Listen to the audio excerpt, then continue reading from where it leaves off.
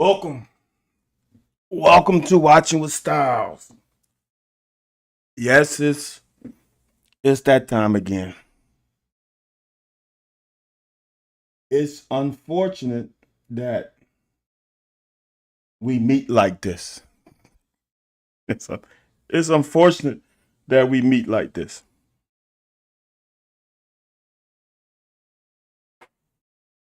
It is, man, I don't even know, y'all.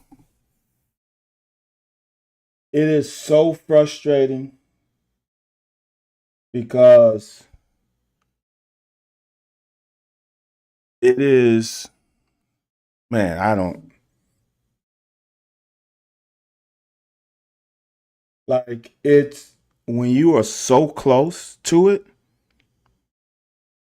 and you work so hard to get here as a player and to have it within sight. And it's crazy that I still at this advanced age that I am, I still feel like I'm a player. And I haven't played football since what, 2001, 2000? But my core still see myself as a player more than anything else. And to be right there and not be able to finish is frustrating. What's up, Mr. Poole? Appreciate it. And at this point,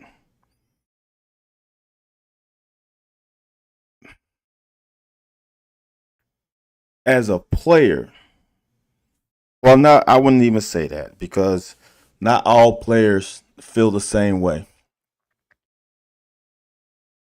But as a player who have played for some great coaches and understand what those coaches did for our team behind the scenes that are not seen by the fans, and to have the fans um, troll the coaches, as we say now, hurts as a player.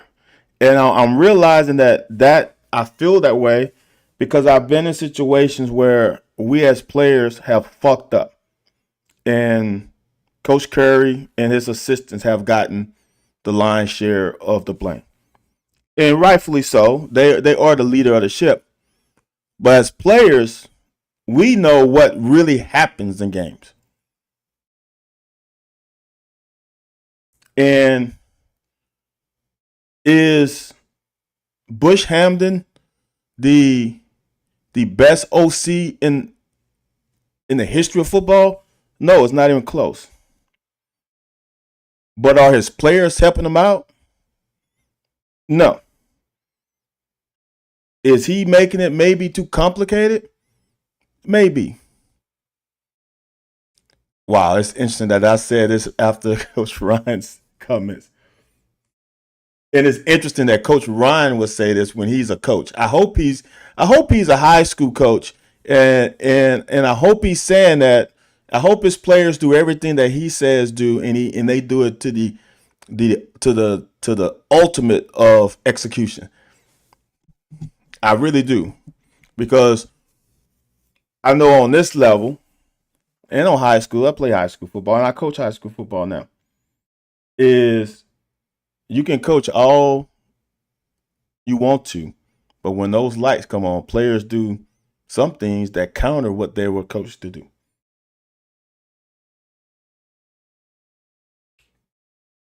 So with this game, it really came down to when you go into a season, is it just me or did coaching fail these players? People want to always get to the coaching, and it's like always the coach.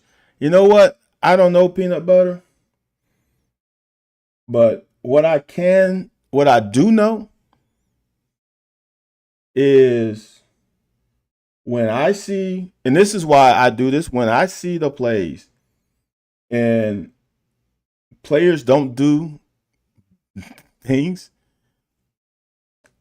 it's a problem. When quarterbacks don't throw to open receivers, when there's open receivers available, shit. What can you do? When DBs don't tackle out in space, shit. What can you do? When players don't know how to line up and where to line up, shit. What can you do? Oh,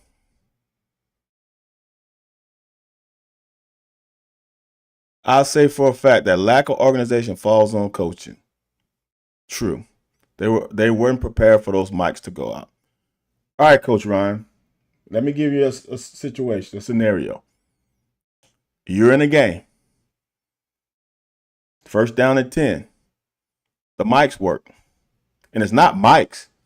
It's the speaker. Speakers. So the speaker in the helmet works on first play. Second play, you call in the play and you don't know you don't know if the speaker's out or not. And then the quarterback try to close the ears and it might be just whack, whack, whack, whack. So you still don't know until he acknowledges and goes to the sideline and says, hey, the speakers are not working. So what do? You have the guys on the sideline call the play. After that first play happened, the speaker didn't go out, they started hand signals. So I don't know about unprepared. People bring this stuff up about preparation. And the first preparation is more dealt with the first part of the game. I think we played pretty well coming out of the game. The formation and route concepts. Wow, the formations and the route concepts are not good. Well, I will show you how the route concepts are good. I don't know what route concepts you're talking about, Douglas. And what are the formations that are not good? See, now I was just about to say some stuff, and now the ability to be frustrated is one thing, but to make blanket statements about the formation and the route concepts are not good. What route concepts would you like to run? Top Brian at wide receiver? No. Yeah, Elliot, for me, it will say that the first world problems. The something happened with the booth. It's a down the field. Now here's the thing. We don't even know if something happened from the booth to also the guys on the sideline. Because then they might have had to go to walkie-talkies. I don't know what happened, but it was apparent. They ran the first two plays. The first two running plays seemed like they got the calls with the speaker.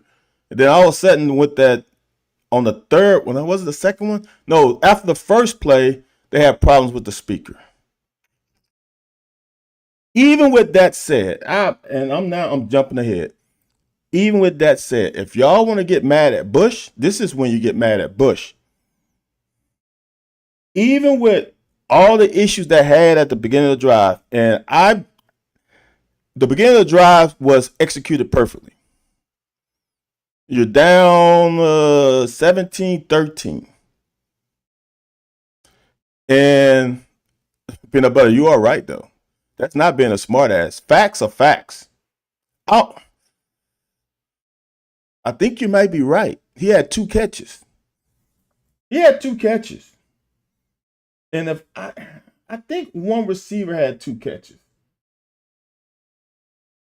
I guess all the receivers had 2 catches. Now I'm looking at the stats. But I don't know if Kendrick Law's 6 catches really count as 6 because wasn't one a jet sweep. So the Peanut Butter, you are being a smart ass now because that's not a fact. At first, I thought it was a fact. That would be accurate for last week because I don't think a receiver had more than 1 catch last week. So that's semi-accurate. So that was every team runs a lot of same. Look, y'all. You know what's frustrating is that we act like there are like 10 million route concepts. I'm gonna tell you right now. There were many plays where receivers were wide open and we didn't pull the trigger, and that's a fact. There are, if you want to talk about route combinations, and here's the rough part about it. Even myself, it's extremely difficult to even see the route concepts unless you have the all 22. So if you are looking from the broadcast angle, you don't see all the route concepts. Now, I was looking during the game live from the Skycast, which I'm fucking pissed off about because they didn't offer the Skycast on the replay, which is something that they used to. And at that time, last year and the years prior, Skycast was free. Now you have to fucking pay for the ability to watch Skycast. And my dumb ass paid for it and I can't fucking get it on the replay. I'm pissed. Coach Ryan said, I guess my biggest frustration, we brought in all these new faces and are seeing the same issues that we see year after year. I'm not a football coach, I'm a basketball coach.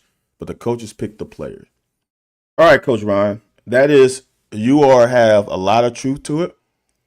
And then you know this, if you're a coach, you had to bring in these new places because every year you bring in 25 new freshmen. And we had some issues last year, and we had to bring in some new players that were ready to play now. So now, Coach, you're a basketball coach. Let's say you run 5 out.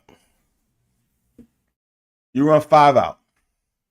And your point guard the years prior was a 5-star dude. You saw him as the next star of your offense. Not only did you pair him with, not only did you get the 5-star point guard, you also got a 5-star shooting guard who in high school, let's say in high school, was a 48% 3-point shooter. Just pure assassin. And then you had one more guy. You had a 6'11 center. Not a center. Let's call him a 6'10. Let's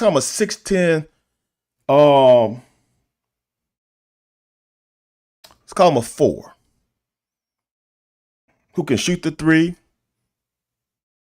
who can post up, and was a terror on the defensive end. Now you get all those guys, you vetted them, you picked them. They show all kinds of promise. But when they get to you, there's some issues. When they get to you, you realize that shooting guard doesn't like to practice. You realize your point guard is an asshole. And you realize that stretch 4 is soft as butter. Yeah, you picked them. Yeah, they showed some things in high school that you thought would translate to you, but then you get them and they don't mesh well with you. That just doesn't happen with us. That happens to everybody. And sometimes, rightfully so, because you are a fan of Kentucky. And even if you watch other games and other teams, that feeling doesn't translate to other teams. Even though you see them screw up, even though you see quarterbacks having issues, even though you see people getting beat deep, even though you see people breaking tackles, you are not invested in them. And then you just watching the game. You're not really seeing the game. You're just watching it. It's just on TV. You're like, hey, okay, I see it. You're not invested. So it doesn't tug at you. It doesn't frustrate because you're not your team. It happens everywhere. Wade said, I get what you're saying, man, but this has been 13 years of average to bad offense. Something just isn't right with the offensive preparation. Look, y'all,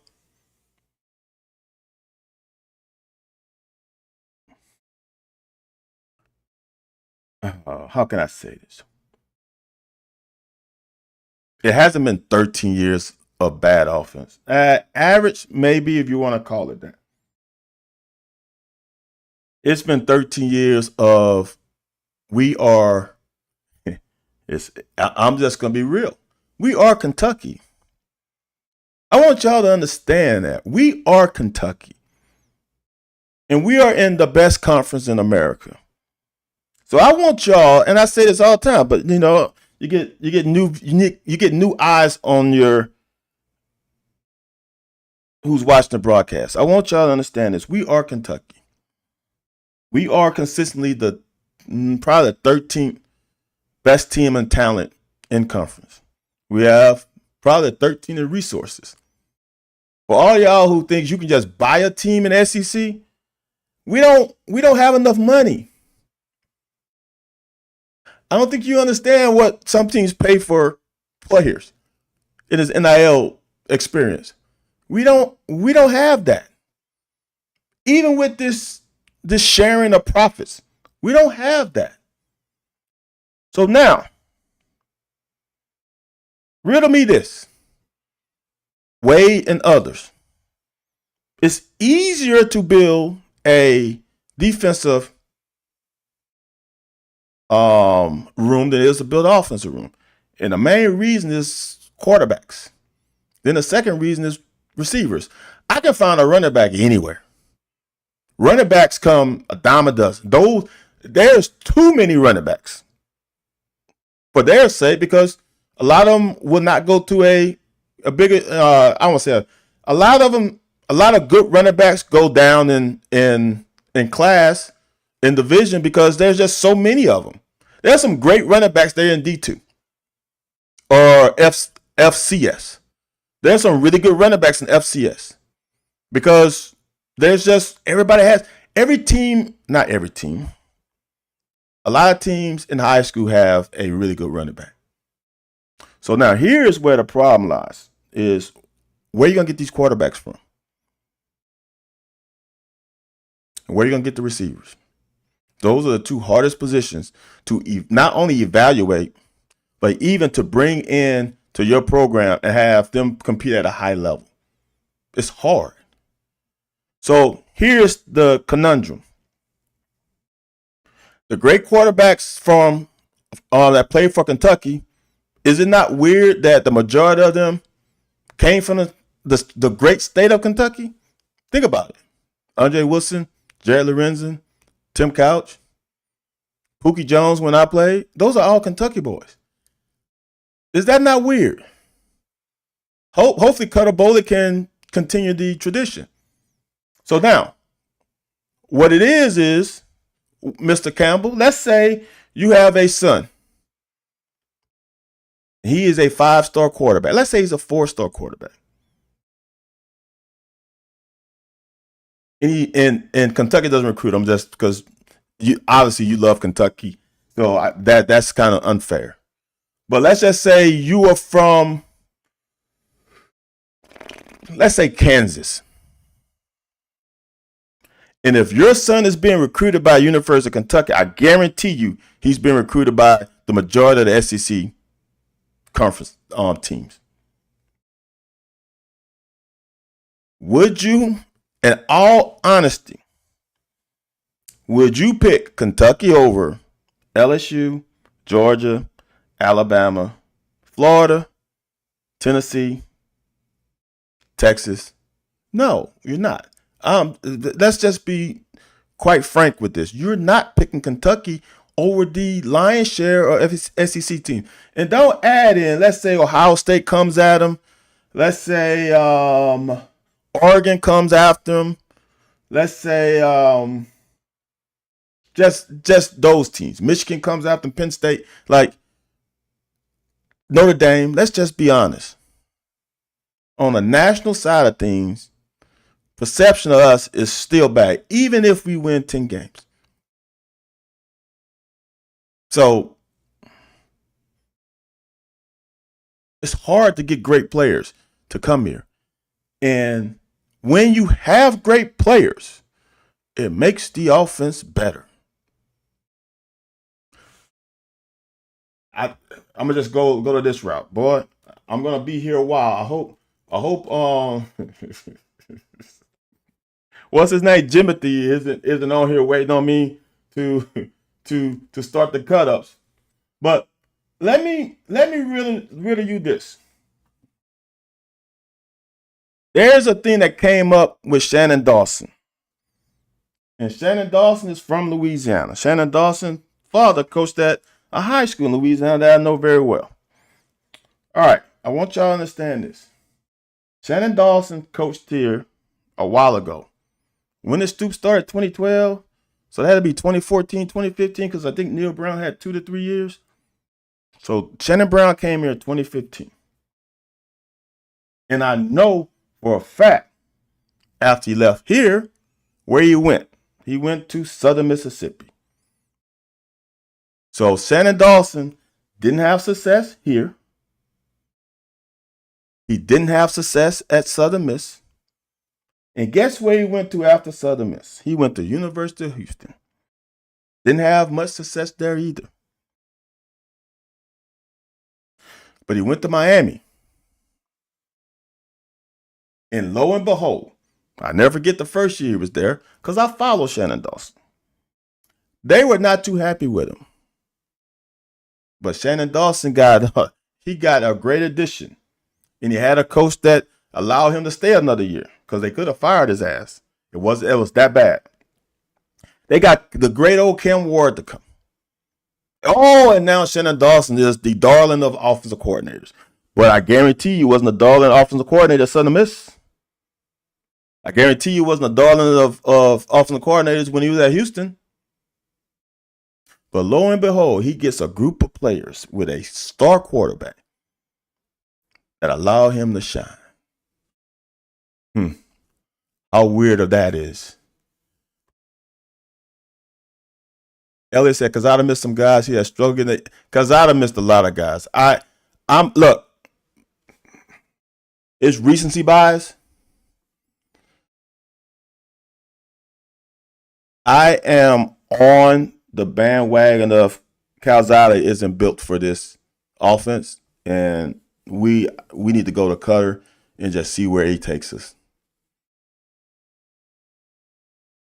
So I don't think here's the thing. Cutter's not seeing things like he should either. And Zach isn't. Since they're both not seeing things, I will play Cutter. I think you can get some excitement back in the program. I don't know how the players feel. Now, that's another thing that you have to take into account. No matter what you feel as fans, players in that locker room know whom they think gives them a better chance. And if you do it the wrong way, you can lose the locker room. I haven't gone back and watched the game, but it felt like Calzada bailed out early of the pocket. Calzada did that a lot, which he hasn't done in the past. Well, guys, Stoop does have a less successful Calipari feel. Same old stuff, even after it's not working. Peanut Butter boy, check how long stream has been on. I'm gonna need to fetch a couple more beers before we start. You're right. I'm getting questions, John. Gator friends are unhappy campers too. The USL squad is tough though and came to play. Y'all.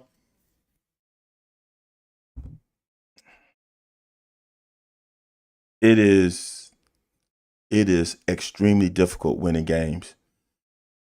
Extremely difficult. I think we take it for granted. And I'm going to say this again. I'm going to go back to what I've said in the past. I want y'all to understand it's a 12-game schedule. You should win 3. So you start 3-0. Every year you should start 3-0 for us. So you start with 3 games win. All right, I want y'all to understand the amount of times we have gone 500 in conference, I can probably count on 2 hands. And Stoops has the most of those, or finished 500 or better. Think about that for a second. So let's say you finish 500. You had 7 wins. If you finish 500 in conference, you had 7 wins. And now you got to play Louisville. So that means you're at 7 or 8 wins. If you finish in a situation that hardly happens in the program's history, to finish 500 in the SEC has not happened very often for us as a program. So if you finish 500, you win 7 to 8 games. If you finish 5-3, which is one game above 500, which Coach Stoops has the most of those in school history, you have a chance to win 8 to 9 games. To win 10 games, you have to do something that's never been done in school history, which is go 6-2 in conference and beat Louisville. That's how you win 10 regular season games. Now,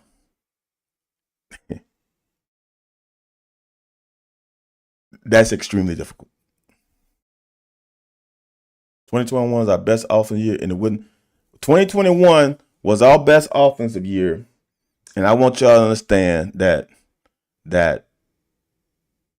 was not even a great offensive production on paper. And if Wandale wasn't here, we doesn't. See, Scott said, let's just quit playing football. See, that's where people go. It's either here or there. Why would you stop playing football? The reality is the reality. Reality is 9 times out of 10, I'm going 9.8 out of 10, your chances of you're not going to win 10 games. You're probably not going to win 9. So I don't know why the let's just quit playing football. How many programs every year win 10 games? It's usually the same cast of characters. You might throw in a team that lucks up in the Big Ten and doesn't play any top teams. See, that doesn't happen in this conference. That's just the reality. Or you playing in ACC and you luck up and you don't have to play 2 of the 3 of Florida State, Miami, and Clemson. That's the luck of some of these conferences. We're not in that. We are not fortunate enough to be in a conference like that. So the whole let's just quit playing football is so, I don't know if passive aggressive is the right way to say it. You play football to win games. Now, from a fan standpoint, from my standpoint, be realistic and say, are you going to win 6 games in conference? Ever? If you're a bettor, would you bet for us to win 6 games in conference when we have never done it? In the best conference in America? I mean, if you want to quit, Scott, you can quit. Forget about football. Why the hell do we wear the chrome helmets? That's a good question. I don't know. Still punching above our weight over the year, recruiting budget, high school ranking. Why doesn't that get mentioned? Steven, I say it all the time, Steven. I say it all the time. We have, in recent years, we have been, in Stoops' era, we have been more consistent in the top 30 in school and high school recruiting and still finish in the bottom third of SEC recruiting. So that should tell you a lot. Peanut butter, you're cool too, but I hate the chrome helmets, hate them. Okay. How did Indiana make the playoffs last? Indiana made the playoffs last year because Indiana didn't play a fucking soul, Scott. Let me pull up Indiana's schedule. Because what's weird is that Indiana schedule, many people said Indiana didn't deserve to be in the playoffs. Indiana last year, Scott? Yeah, Scott asked. They played Florida Atlantic, Western Illinois, UCLA, Charlotte, Maryland, Northwestern, Nebraska, Washington, Michigan State, Michigan, Ohio State, Purdue, and Notre Dame. That was their schedule. Well, I guess the Notre Dame one you can't because that was the playoff game. They played Purdue, Ohio State, Michigan State, Washington, Nebraska, Northwestern, Maryland, Charlotte, UCLA, Western Illinois, Florida Atlantic. The team that they played that was good, they lost to. All right. You give me, especially last year, you give me the conference schedule of UCLA, Maryland, Northwestern, Nebraska, Washington, Michigan State, and Purdue. And let me do something real quick. Because I want to see what was those teams' records last year.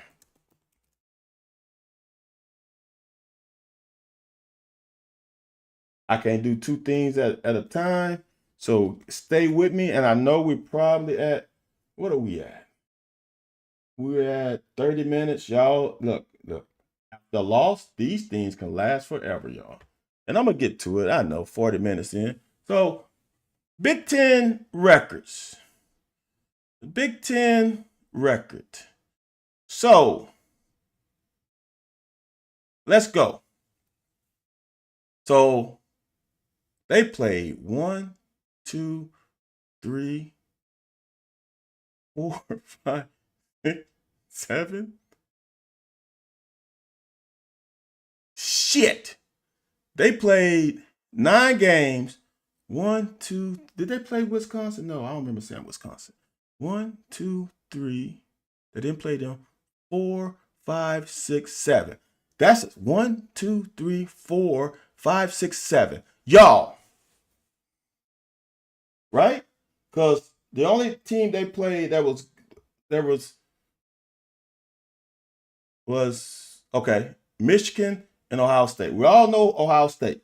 If you take out Michigan, and Michigan finished conference 5-4, 8-5. But that's 2 other teams.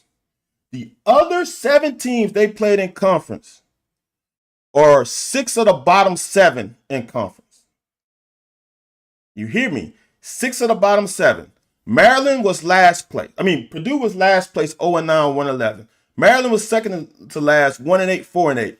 Northwestern was third from last, 2-7, 4-8. UCLA was fifth from last, 3-6, 5-7. Michigan State was sixth, 3-6, 5-7. Nebraska 3-6, 5-7. Washington 4-5, 6-7. So yes, Indiana played a brutal schedule. Now you have to win. You have to play who's on your schedule. It is not their fault. It really isn't. We're averaging around 25 30 recruiting over the last 5 years. That's good enough to compete with most anybody. Talent. See, but UK King Rex, that's 25 to 30 nationally. They still finished 13 in the conference. It ain't the same. Now, if you recruit like we recruit and play in Big 12, ACC, is a different result. Get that out. I'm not expecting us to average 500 plus yards. My only point, we have to be able to run a more competent offense. That is true, Wade. No doubt about it. No one's arguing that. I'm not arguing it. We can't undersell Coach Messiah's crazy. Say Stoops wants to be bad on offense, but it's obvious he wants to be as risk averse as possible most of the time. Complementary football, now Julian is using complementary football like it's a negative. It's not that. You play complementary football because of the talent level you have on your side of the ball. It'll be great if we can pass the ball around. We don't have that kind of talent on the perimeter. And I can't remember when we had that. We got to go back to Andre Woodson. We keep Barry Brown thinking how much better this offense we can get. Not better, Scott. Not much better. Not much better. Barry Brown right now is realizing how good it is to play with other top level receivers, like not just one, but a whole group of them. We replace Barry with Law. Law is better. Dang is really good. Law, we'll see. I say all this ass is Mizzou, that much more talent than us. I don't think so, but they managed to have their quarterback throw for 300 and two running backs go over 100 yesterday. Okay. Who did Mizzou play yesterday? Did they play Kansas? Did Mizzou play Kansas yesterday? So you are going to really compare, and you're going to go for that for Kansas. Now Mizzou has had some talented receivers. They paid Luther Burton a lot of money. He's from the state of Missouri. We don't have players to run offense. We run with the players we have had. The best for you to make things easier. Look, now I'm going to tell y'all this, and I've said this many times before. I'm going to blame y'all for this. Y'all got rid of Eddie Gran. Y'all clamored for getting rid of Eddie Gran. Y'all clamored and clamored. And here's the thing. This is in my opinion. This is my opinion only. If we kept Eddie Gran, we are not in a situation that we are now. However, we also probably don't win 10 games in 2021. So now, what do you trade? Do you trade the ability to go, let's say you go 8 games in 2021. Let's say you go 7 in 2022, 8 in 2023, 7 in 2024. See, because you don't get Wan'Dale Robinson, and you don't get Will Levis, and you don't get Barion Brown, and you don't get Dane Key. You just don't. Those guys don't come here. However, you have an identity. And the bad part about Eddie Gran's identity is Eddie Gran's identity wasn't supposed to be running the ball. Eddie Gran ran a more spread offense at Cincinnati before he came here. The problem is we had injuries, and you're in a different conference, and we're not getting the players that UC was getting playing against their competition. However, you had an offensive coordinator that could scheme and run an offense that's catered to the talent on his team. People underestimated that ability from Eddie Gran. Eddie Gran has ran like 5 or 6 offenses since he's been here. You want me to count them? I can count them with you right now. He went with Drew Barker when he first got here. Drew Barker, all fall camp, all spring camp. He had an offense that was dedicated to Drew Barker. And we was passing the ball. If you remember the Southern Miss game, we was passing the ball a lot. Drew Barker got hurt, so then they had to go to Steven Johnson. We had to change the offense after the second game of the season, I think. So that was 2 offenses that right there. There's Steven Johnson's offense after Drew Barker got hurt. Steven Johnson played himself to should be a level of iconic status that he's not getting. He is the most important individual of the Stoops era. Steven Johnson is not good. Mark Stoops doesn't last 5 years because he's out of here. Then he goes to Terry Wilson. Terry Wilson and Steven Johnson are 2 different quarterbacks. That's another offense. So he ran 3 offenses. Then in 2019, when Terry Wilson got hurt in game 1, he ran with Sawyer Smith. That's another offense. So we had 4 offenses. Then when Sawyer Smith got banged up, we went to Lynn Bowden. That was 5 offenses. So in a span of, 2 years, 3 years, we ran 5 different offenses. Now, a couple of those were similar. But then you went from similar to different to totally different with Lynn Bowden. But we got upset because y'all want entertainment.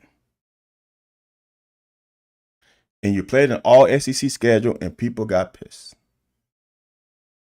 So now, as I said, I feel comfortable saying we don't win 10 games in 2021. I really do. But I think 2022 year, I think we even win more than 7. But we probably win 8 in 2021. Maybe we win 8 in 2022. Maybe 7 in 2023. We definitely don't win 4 games in 2025 or 4. But Eddie Gran wasn't entertaining enough. I'll say this to as Mizzou, we don't have the player there. Law isn't better than Brown, and AAU plays a shitty schedule, but they spent $13 million to get that team last year. Van First could not get lineup. Is that calls coming late, guys not knowing the playbook scheme is too. Also, if you want me to name them in order, AJ,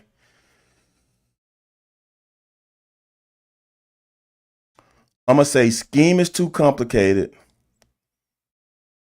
Guys not knowing the playbook, so it's inverse order of how you put them. I'm not really even out on Stoops as much as Hamlin. There are a lot of SEC programs that replaced the offensive coordinator. They're respectable offense. We should pull the plug and go with Grant. As peanut butter, as John K said under you, Grant ain't taking that job no more. Rather you accept it, rather than do what it takes to get the job done. Bingo, no one comes to save us except us. Not since the 70s. No one else. Liam Cohen, Coach of Jacks, one of the best. Oh, my God. Liam Cohen played the damn Carolina Panthers.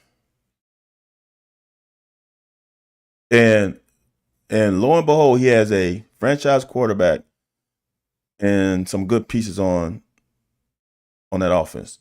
Liam Cohen is not a problem. IU didn't play Penn State, didn't play Ohio State. AJ, they play Ohio State. Oh, you said Ohio State. They play Ohio State. What do we go against? What do we go against that schedule? What's our record? We go against that schedule of IU. That IU schedule.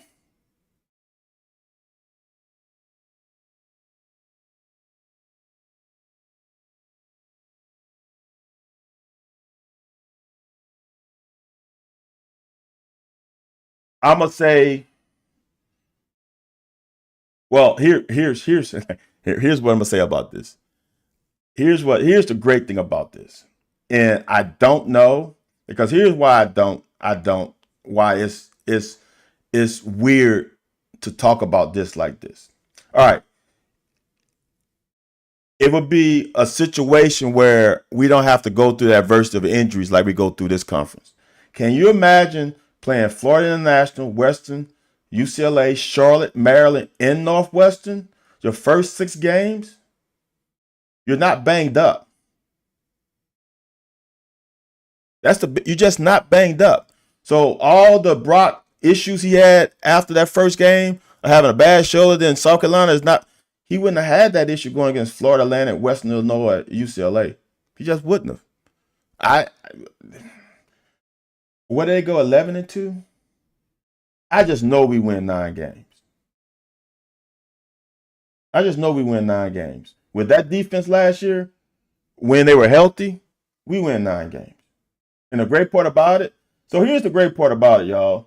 Okay, let's say you play Florida International, you play Western Illinois, you play UCLA, you play Charlotte, then you play Maryland, then after Northwestern, you get a bye week. So there's a chance to when you play in Northwestern, you might be able to pull some players and get another week and a half. And Washington was, dude, it's some of this bye week. Like they had a bye week before Ohio State. We don't beat Ohio State last year. We get throttled. But are we healthy? That's the difference. The difference in the SEC and all the other conference is not even it's the schedule, but it's the physicality of the schedule and dealing with attrition. Kentucky will go on 9-3. Hey, I would say that. We win all those games. I don't know if we win all of them. AJ say 9-3. FIU is 4. Yeah. I heard we're getting Georgia, South Carolina, Mississippi State as permanent opponents because the SEC won't say. I'm not mad at that. Please sum the opponents' records. Hoosiers' opponents have a combined record 82 wins and 58 losses. Please sum the opponents' records. Hoosiers' opponents 82. That's even more than what I thought it'd be. Kansas, is it too much to ask to beat Vandy, Mississippi State, and South Carolina? I'll put Ole Miss on this. We can be a good team with the rate. Y'all make it seem like those teams. Wow. I'm gonna say this, and this is just my. I only beat Vandy 1 year in my 4 years of playing college football. I beat them once, and I beat them my senior fucking year. So that shit. South Carolina, all that Mississippi State, Missouri, South Carolina thing is gonna be cyclical. Like y'all just think those are bottom feeders of the conference, and they're not bottom feeders of the conference. Is it too much to ask to beat them? No. If you saying to consistently beat them, when we were consistent to beat them, y'all took it for granted. Eddie Grant is second best OC beside Liam. Coleslaw sucked.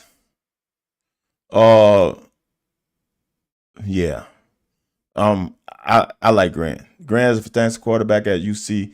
Thank you, Sean. Gonna kill. Thank you. Thank you, Sean. If we're gonna be a running team, let's get a freaking dual threat quarterback. Y'all make it seem like these quarterbacks just grow on trees. Y'all make it seem like these you can just go pluck a quarterback out and put him in his offense. He's gonna be great. I mean, look, Colorado did this with Salters. They thought he was gonna be great. It hasn't added up. I'm AJ. But Eddie Grant offense wasn't pretty because of the talent he had on the team. His offense was pretty at UC. All right, y'all. This is my last. I'm gonna stop after these last ones.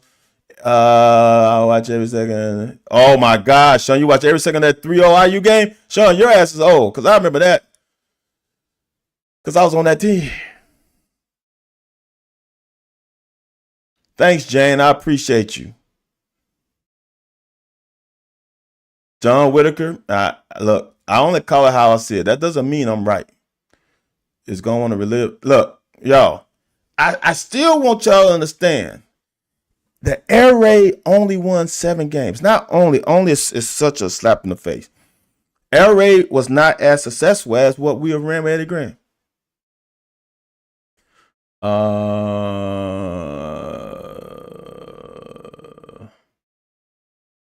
AJ agrees with my order. My question: we are 14 games in this. When do you dumb it, man? AJ, I agree. I'm gonna tell you this, AJ. As I'm looking at, and I'm a dumbass. I went back and watched some of last year.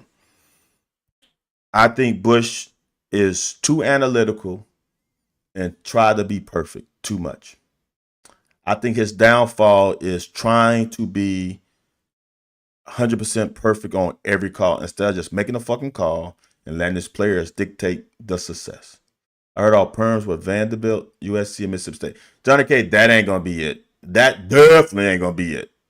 I promise you it's not going to be Vandy, South Carolina, and Mississippi State. I'll put everything on that. Also, I looked up stats. The writing was on the wall. Lehman C-Rat, for example, like number 2 was Genty, and he had Tellen Green to start. And they went 8-5. All we need is Cam Ward, and we'll be great. All we need is this. Damn, Sean, you was a sophomore, so you were a year under me. Van Midlife Crisis going okay. Air Raid was fun, innovative. That everybody runs aspects of it now. All right. Talked enough. I answered all the questions. I want y'all to understand that that's the goal of this now. It's unfortunate that this is gonna go a long time tonight. The great thing about it, y'all can always go to YouTube and watch it later. Watch it now, but then you can also watch it later. If you want to, you don't have to. As I've said many times in the past, as I always believe, this is my therapy. 95 to 99. Boy, you came during a good time, Sean. I do this for my therapy. And I hope to help some of you guys and girls out and be a therapist to you too. I started doing this because I wanted fans to understand what truly goes on when you pull back the curtain and take off the emotional standpoint of watching live football. This is what we do. This is what every college team does, is they watch this film and people get yelled at and cursed at and dog cussed and abused and all that stuff. Like there's some bad there. If you are a sensitive person watching film after game, especially after loss, especially after you know you did something you weren't supposed to, it's not a good feeling if you're sensitive, because your ass gonna get called out. So I just call it out, call like I see them, see the mistakes, and this is what also I'm gonna say is there have been some great coaches. You was an athletic trainer, Sean? Sean, Sean. So you were there when I was there then. So did you take my ankle, Sean? UK King Rex says 91 and 95. Damn, you old, UK King. I'm joking, man. I'm joking. There have been some coaches. Man, you just be sick of it. Look, Elliot Uzelak had Cordell Stewart, Rashawn Salam, Westbrook, and was great at Colorado. Then he tried to come to Kentucky, not the same. John K. There is something. Sean, why don't I remember your Sean King? Sean, that's bad, man. My memory's bad. Sean King. Shit, Sean. I need to see a picture. If I saw a picture, then I know who you are. Uzelak was not a good soul when he came to Kentucky. And here's the weird part about it. He didn't become a better individual until he coached his team in Benton Harbor. Benton Harbor High School in Michigan. And I only know that because I worked in Michigan and people spoke highly of him, but I think he realized he needed to change. So there have been coaches, y'all. I mean, damn, Gene Chizik. Gene Chizik won a national championship. No, not did they win? No, did they win? Yeah, they won a national. No, did they win a national championship with Cam? And didn't do shit without Cam. Damn, Sean, you bringing up, you got it. So I want you to understand that players win. It's as simple as that. When you have great players, it's much easier to win. Your margin of error is way smaller. Our margin of error is thin. Is thin. A lot of things have to go our way. That's just how life rolls. Margin of error for teams with higher level of talent, you can have some bad coaches. So I love the fact that we have Stoops has created an atmosphere where people expectations are higher. I love it. The best thing that's ever happened. I also love it that fans are disappointed by results. I love it. I'm just here to bring you back down to earth. That's my job. Because at the grand scheme of things, we're 1-1. And some fans are quitting after we lost to a top 25 team at home. Does it make you feel better? No. Am I happy about it? No. Does it suck that we had a chance to really pull this off and didn't do it? Yes. So I want y'all to understand that it's not easy to win it. Ooh. AJ hit me with the one. Orgeron won a national. You right. John K. Orgeron won a national championship. You know why? Because he lucked up and got Joe Burrow. And he had a fucking unbelievable cat. Dude, if you go look at that national championship team at LSU and look at the amount of talent on that team, it would amaze you. Ole Miss isn't that good. That is a wild statement after watching 2 games. That's a wild statement. So if Ole Miss isn't that good, that means you see Ole Miss winning six games this year. They're gonna win way more than 6 games. Was I expecting too much fussing on Twitter on that third down play on the first series? Okay, let's get it. You might be Sean. You might not be Sean. I can't remember now. Cause shit, I'm getting fried in the brain right now. This defense, man, somebody, who was that? What's Hibbert's first name? Hibbert said the defense, there was a team loss. It is a team loss, y'all. It's definitely the team definitely lost this team. But defense is not up there of the reason we won. You got to answer, Van. Oh, yeah. Damn. AJ, you did say. Would you rather Hamden or Scangarello? I think I'd rather Scangarello. I really do. And this is the reason why I'd rather Scangarello, AJ, is that with all the shit that y'all say about Scangarello, because plays were not successful. Man, it is interesting that people bark at the plays, not the execution. Here is the thing with Scangarello. If Will Levis doesn't get hurt in that Ole Miss game, we win 9 games that season. It's without a shadow of a doubt. We win 9 games that season because he plays in South Carolina. So, Scangarello. And I'm going to be honest, Bush is not as bad as y'all think. Is Bush, who's the best OC in college football? I don't know who y'all would claim as the best OC. He's not close to that. But when I see him run, if y'all remember, I did the whole review of 2024 in the passing game. When you look at that with clean eyes,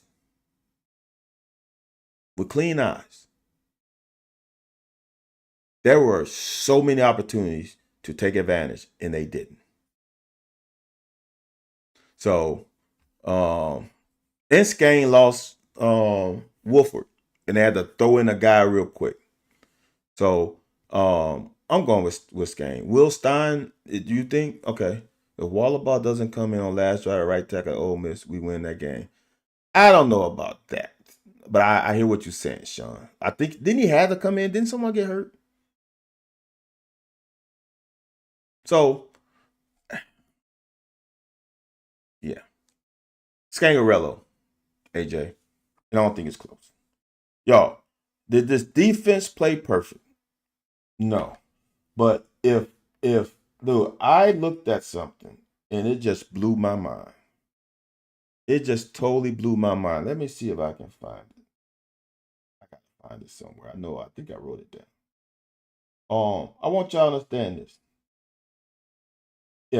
If you knew, if I knew, not even you, if I knew we was gonna win the turnover battle and have Ole Miss go 3 for 13 on third down conversion,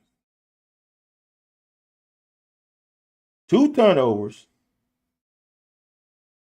3 for 13 on third down, I would have felt really good about this game. And there are so many other stats that can be talked about. It's like, it's just weird how at the end of the day, and we didn't win. But as I looked at it, what did we have? We had 6 3 and outs compared to their 3. The 6 3 and outs, y'all, can't happen. The other thing that I wrote down is that, look, on the average third down distance for Ole Miss was 6.9. That means you're doing a damn good job on first and second. Our average third down distance was 7.2. That's not good. The thing that hurt us more, and this is the one that bothers me, and it's not even the drives, it's the big plays. It's the big plays. We gave up way too many big plays, and that's really what hurt us. So for me, I call big plays 25 plus yards. We only had 2. They had 3. The runs is 15 or more. We had 3, and they had 1, 2, 3. But their big yards were bigger. Their big plays were bigger. So for me, that's just the difference. If you look at like the the first half stats because one reason is we had short fields. We still playing good ball. Like to only give up the yards that we gave up is pretty damn good against a high power offense. All right. AJ, I think I answered your question, and we are almost an hour into this. We are an hour into this, and we haven't even watched the first play. That's not good. Watching from defense allowed too many rushing yards. I don't know if they allowed too many rushing yards. They allowed too many big plays. You have a good team, a high power offense with high level athletes. They are going to get you. You ever had two and gave up a quarterback hit? Missed tackles. That's what hurt us, Scott. I think we lost the last 10 days again. Yep. Just want to win. I will agree with you, Douglas. You are totally right. Losing, we haven't won an SEC home game since 2023. Totally get it. Totally get it. When you playing the level of SEC teams at home that we play, I still totally get it. I will say this. Y'all tell me if it's true or not. That was not that stadium wasn't like it was when we played Florida a couple years ago. Why not? I don't get it. First play, man. This is I always go to first play of defense on cutups usually, and they were locked in. Every gap is filled. Linebackers don't have linemen at their feet. That's a great tackle by Rayner. That's the way to fit by Afari. Look, y'all, I'm gonna say this. I was concerned about it. Concerned about linebackers lighting ass. But the way that these guys are playing up front, one of them are gonna go without somebody at their feet. So, that was great.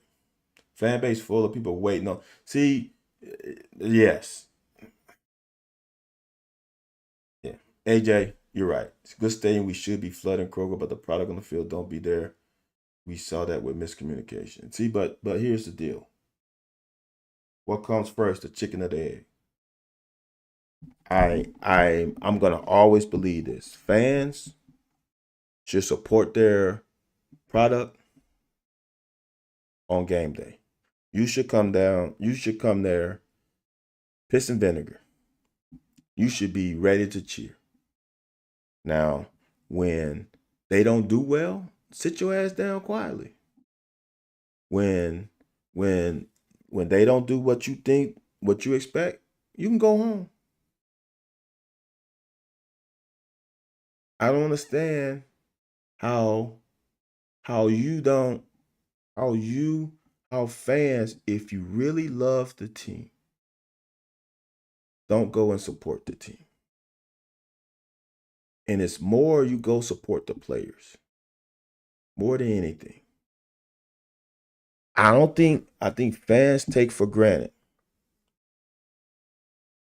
how difficult it is to be a college athlete. And you some I appreciate that, Sean. Some are pissed that they're not able to play college football for whatever reason, not talented enough, not athletic enough, or maybe your high school coach fucked you over. Whatever the deal is, you do not understand the level of difficulty it takes to play college sports, and not just college football, any college sport. And also remember the age of these players. Some of these guys are not immature yet. Some of these guys are away from home for the first time. I don't think y'all have experienced a guy who flies in a plane for the first time. I don't think you experience a guy who who lived in poverty for so long that they never had milk in their cereal. Like, like those are things that are taken for granted. Like some of these guys have stories that we don't learn about until it's too late. So for me, having played with some players who had more life experiences before college than I still had, and I turned 50 this year. Listen to me. These guys had more life experiences and adversities and things did not go their way before they were the age of 20. And more adversity than I've ever had in my entire life. And I turned 50 in a couple months. We take that for granted. You take that for granted.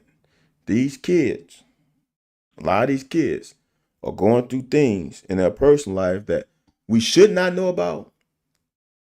And I don't want people to know about, but they are going through it. Some of it stems from not being held accountable because they were so good at the sport from an early age. Some of it is people don't love them at home.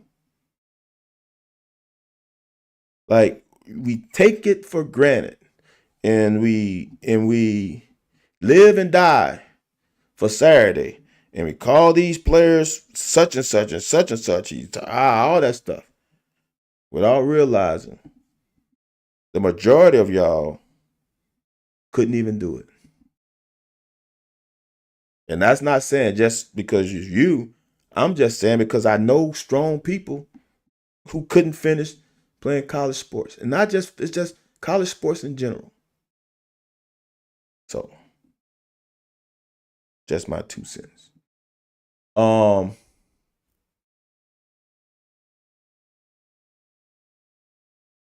yeah, the offense is gonna have an effect on the defense. Been there before, Sean. You know, you was there when I was there.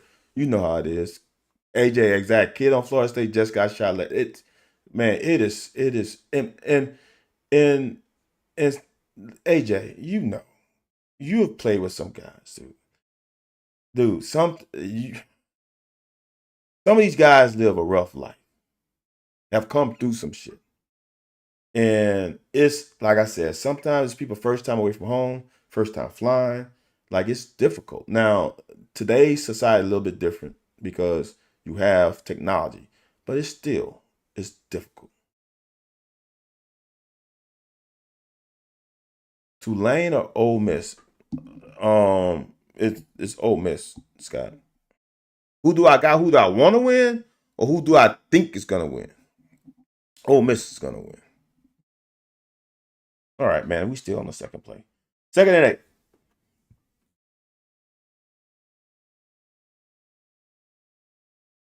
Now, there's been many things said about the cushion.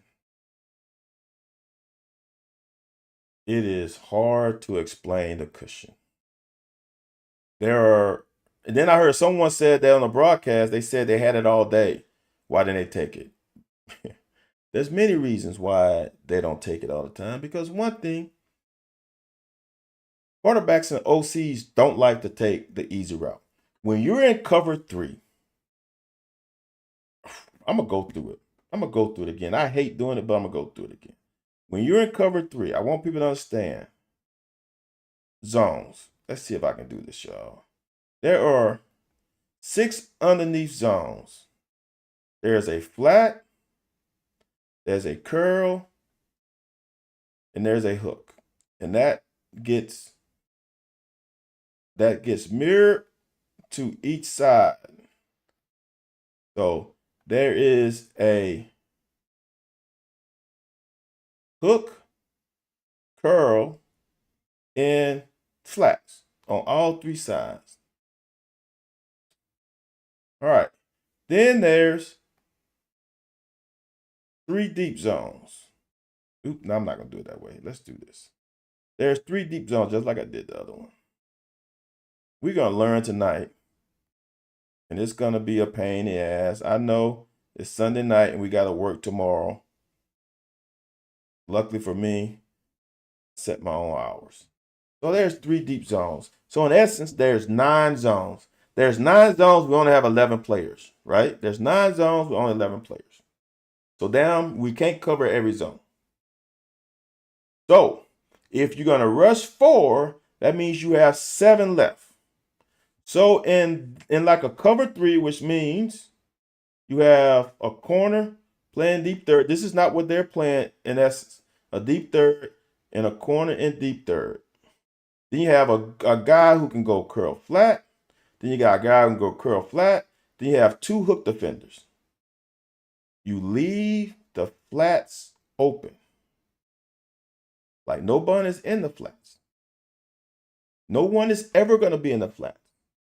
So if a quarterback wants to fucking throw hitches all night and you're going to stay in fucking cover 3, they're going to complete it. They should complete 100% of the times. But from this hash to that number is a long throw. Sometimes we're human and we don't throw the best ball. So, or the receiver's human and he drops it. So if you're in cover 3, understand that the hitches will be completed all the time. That's defense. There is no such thing as a perfect coverage. Good offense beats good defense 100% of the time. What you do on defense is you try to confuse the quarterback and show one coverage and go to another. The quarterback thinks you're in cover 3 and then you roll the cover 2. Now he thinks he has the hitch and a fucking corner comes up and he gets a pick. That's how you stop teams from running hitches when you run cover 3. All right. That's just how it is. But as AJ said, it's not the cushion.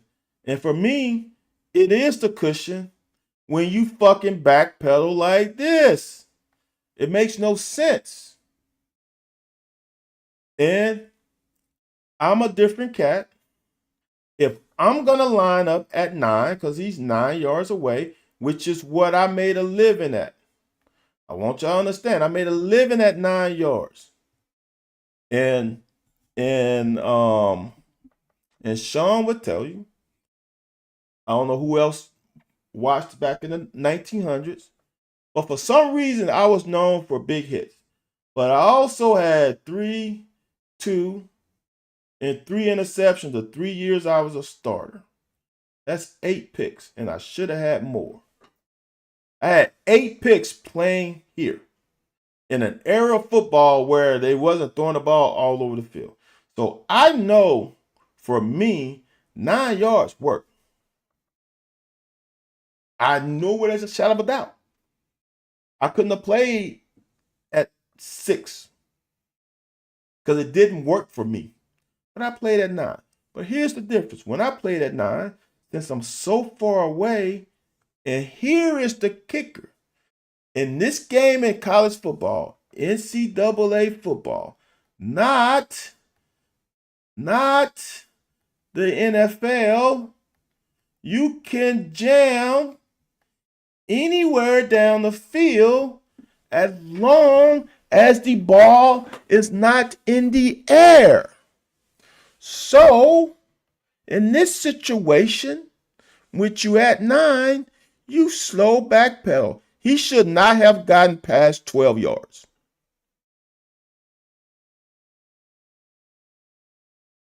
And he's probably at 14. And here's the thing. Let me show you how the 2 yards makes a difference. It doesn't seem like a lot, right? I said he shouldn't have got to more than 12.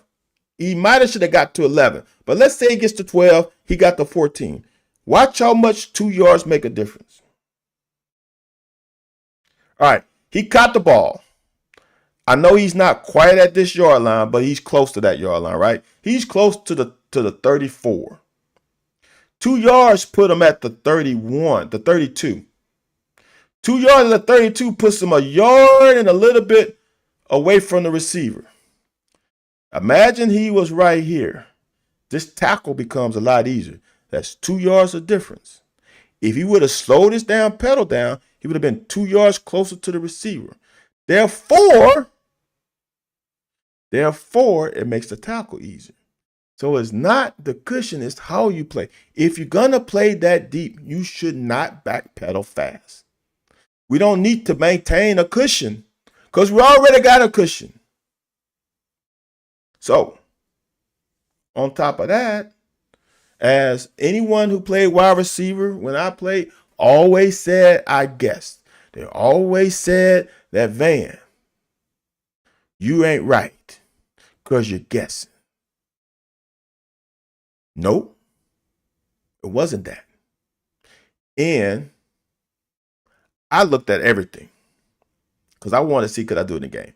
But one thing I know, y'all,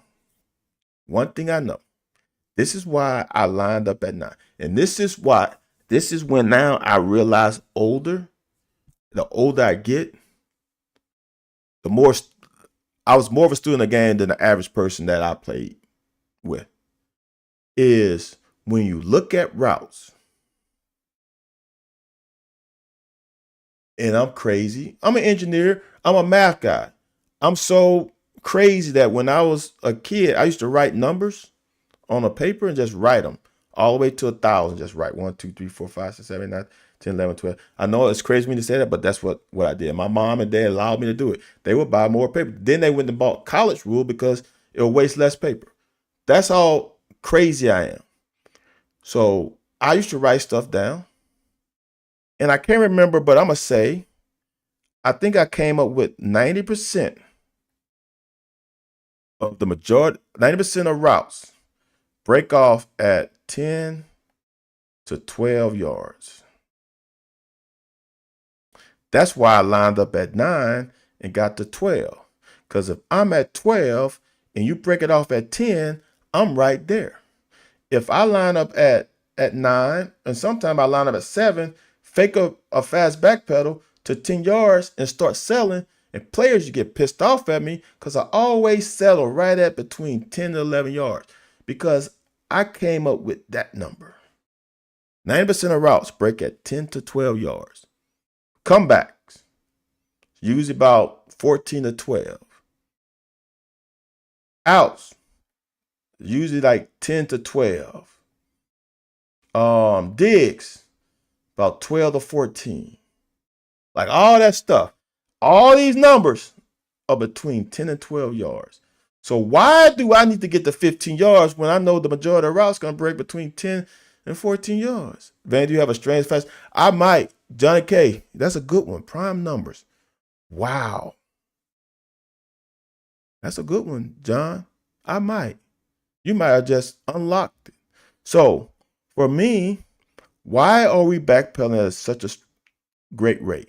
I want you to understand, as a guy who played quarterback, completing a 9 route is the hardest pass to complete. There's a lot of variables to it.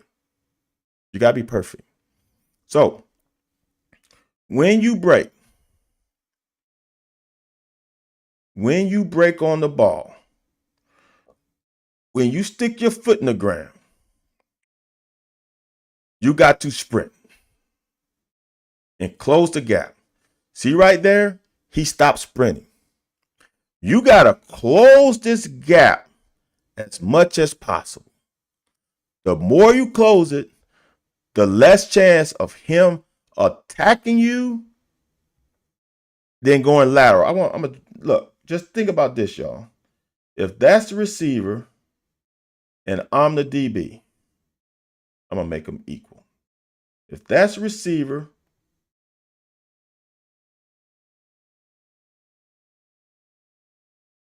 and I'm the DB, I'm gonna change the DB to blue. And I'm the DB. If I stop there, the receiver has all kinds of angles to attack you. You can go there, you can go there.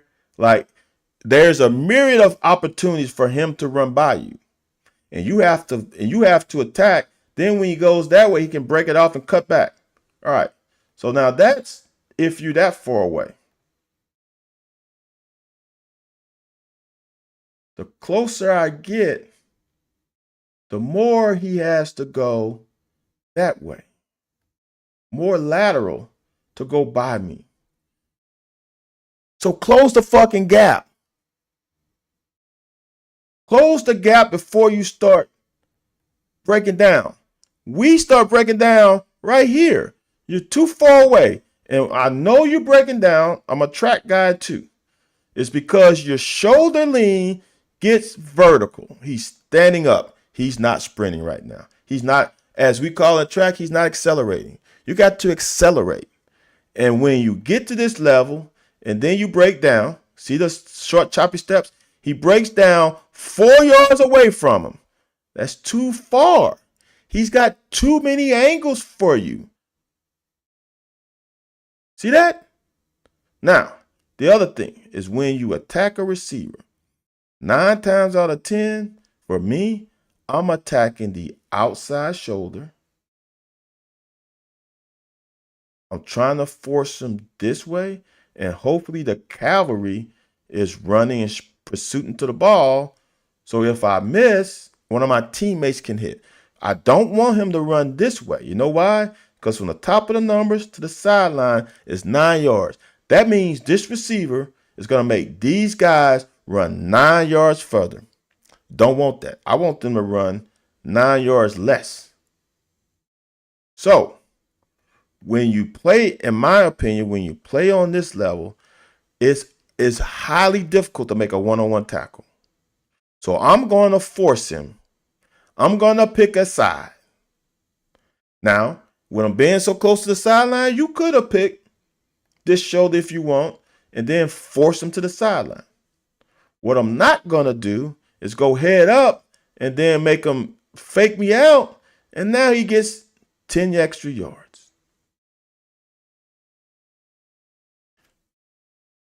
The game of football is played with leverage. You got to play leverage. A lot of players play football just to play and don't understand the little small details. You play it with leverage. The other thing as a corner, we all get beat deep. If you are afraid to get a touchdown thrown on you, to get mossed, or to have a 9 route back shoulder fade thrown on you, why play corner? Play safety. Play linebacker. You are going to get beat more than you are going to win matchups. Now, fortunately, sometimes the quarterback don't see the guy who beats you.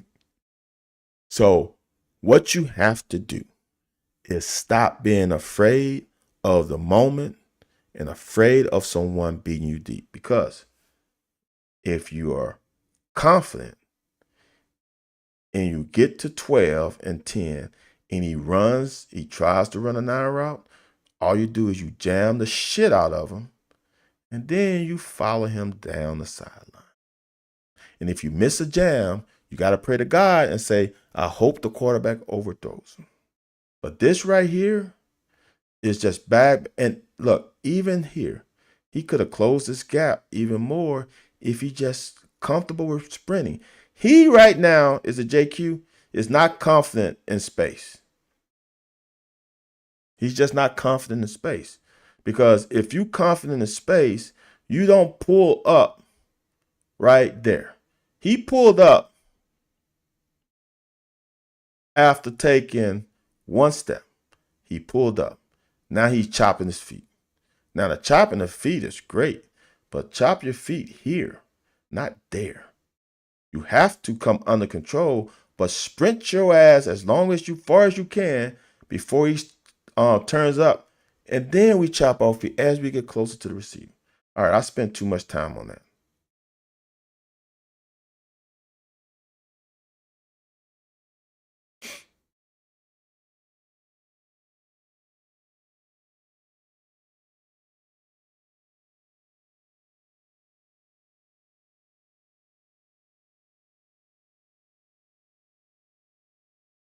How many yards did that route?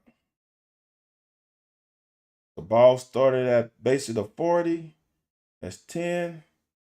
That's 15 yards. What did I say? What did I say between 12 and 14? 10 and 12? Route started to break off? I'm telling you, man. It's pretty simple.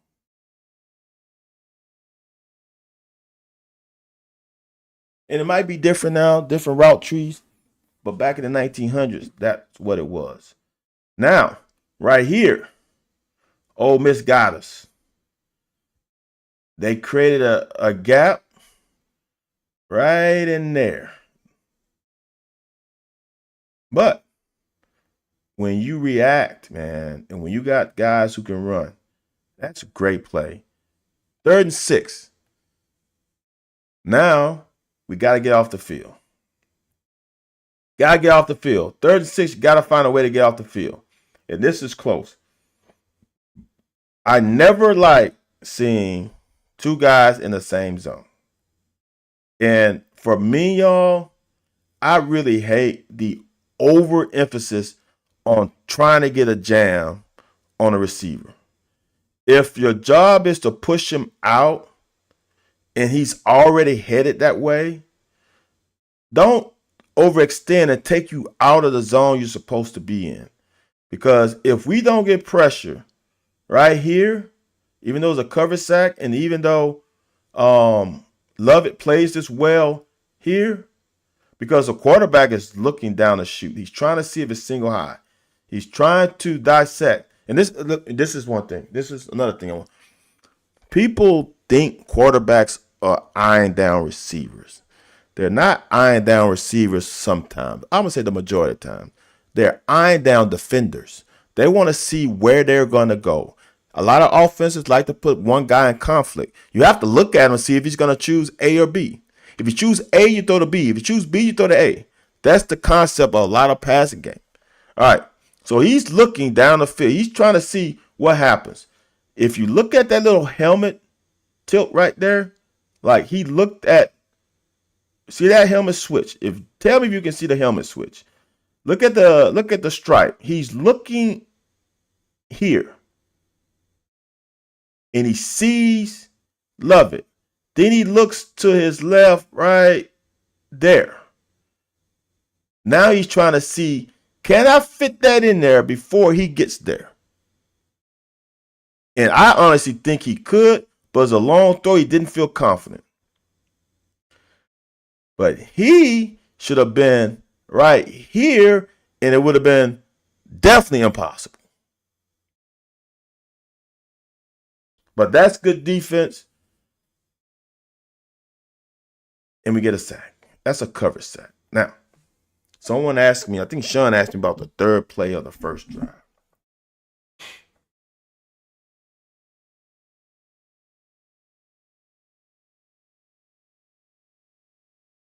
I don't know why we let 61 go unscathed, but this first play was not done very well by the O-line at all. Now it puts us in 2nd 11. That's not where we want to live. We don't want to live 2nd 11. This makes no sense to me, and I did in the cut. So if you want to watch the cut up, watch the cut up. But it makes no sense to me why he doesn't throw the Caddis. Y'all, it is hard in this league to get guys wide open. It ain't going to happen much. It ain't going to happen much. But why he's I don't know if they're trying to put this guy in conflict and he just plays it well. But you have to know where your options are. If that's option 1 and he's there. Now, the thing about it, option 2 is not available because he's not outflanked by this running back. So this ain't the place to go. Why don't we throw it right here? Ole Miss is doing a damn poor job of zone distribution. They have, in theory, 4 guys in 2 zones. They got 2 guys in the hitch and 2 guys in the curl, leaving the hook wide open. Throw the fucking ball to the open receiver. I am declaring today at 11:39 Eastern Standard Time on the great month of September, the 7th day, that Cutter Boley needs to be the quarterback.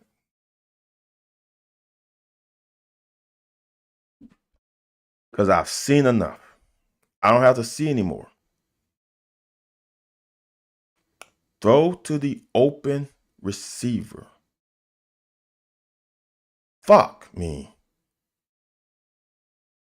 3rd and 9. Now, this one is a hard one. Now, I can't show it from this angle because it's a poor angle. But I know for a damn sure fact that there was a guy named Kendrick Law that was butt naked open running down the seam. And when I watched it live, I think I sent an image of it. Maybe not display, but I talked about it. I said he missed him. He's wide open, middle field. And this is the thing that I look at. If he was looking over here, I would say he wouldn't see it. Oh, let's go, Jimothy. Jimothy, I apologize. I hope you didn't come early.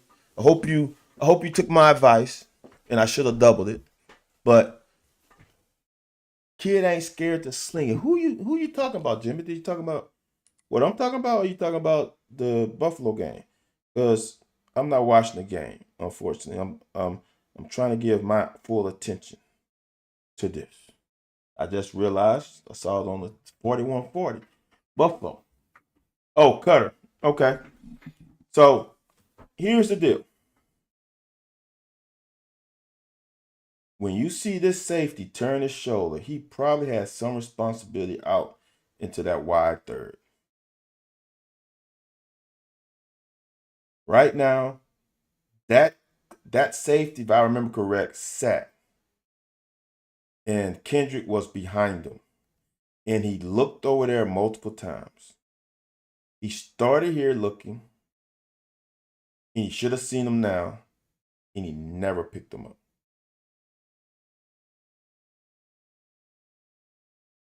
It's frustrating because not we all, because I'm not one. A lot of y'all bitch about Bush. And he deserves some level of bitching. But when he schemed guys open and you don't get it to him, what the fuck is he supposed to do? There were 2 plays on that 3 and out where you had guys open and he doesn't throw it to him. What are you supposed to do as a coach? Because I'm gonna tell you this, in high school, what else are you supposed to do? Coach is, look, on game day, I'm telling you the scheme. I'm giving you how can I say it? Allow you to anticipate what they're gonna do and who should be open. But in the game, you throw to whom you feel is open. Whom you don't know what they're gonna do in the game. They can switch. They can change their bread and butter coverage. They can roll coverage when you don't think they're gonna. They can do a lot of things defensively. But in a grand scheme of things, it's up to the quarterback to throw to the guys that are open.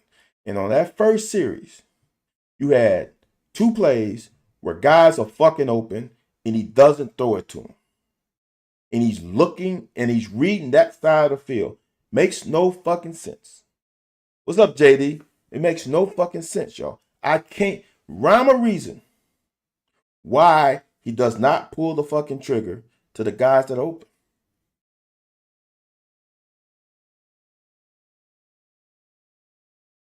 What can I do? For an average OC to a great OC, what can you do? On game day, the guy doesn't let it rip. I devise a play. Guys are open. What am I supposed to do?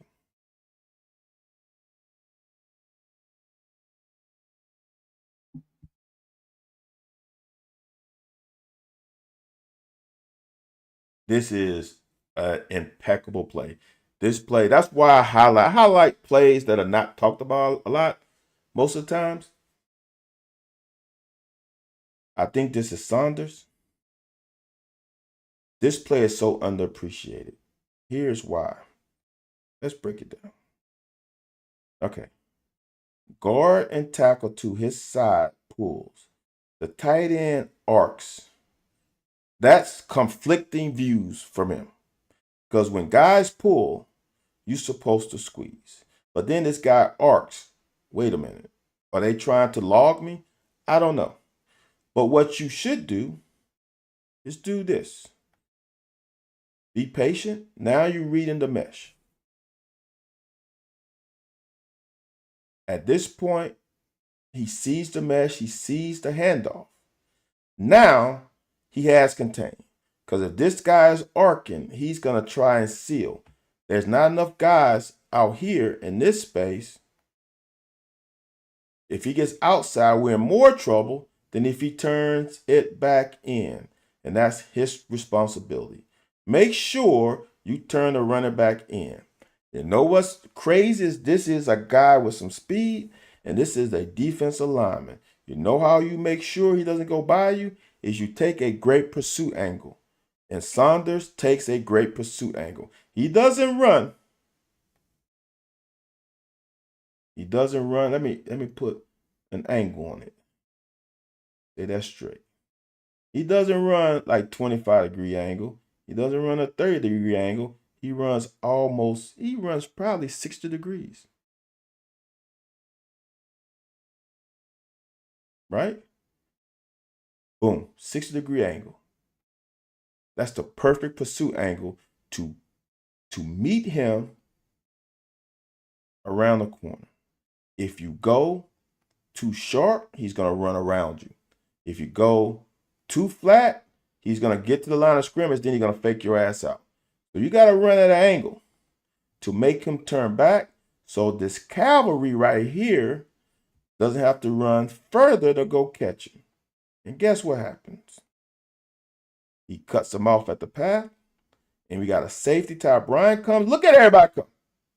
Y'all, this is a no-gainer. Now, I don't know who gets the tackle, but I know in the film room, this guy gets hyped up so much because he's the cause of that. So is Calzada injury keeping them out, or they just look? I made this statement on what was I? I made it on Sunday Sports Talk, and I made it on the post-game show with Larry Glover. This is my thought process, y'all.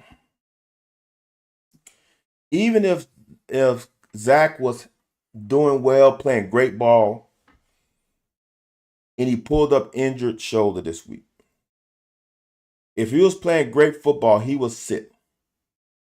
I would play Cutter, then Zach comes back when he gets healed. All right?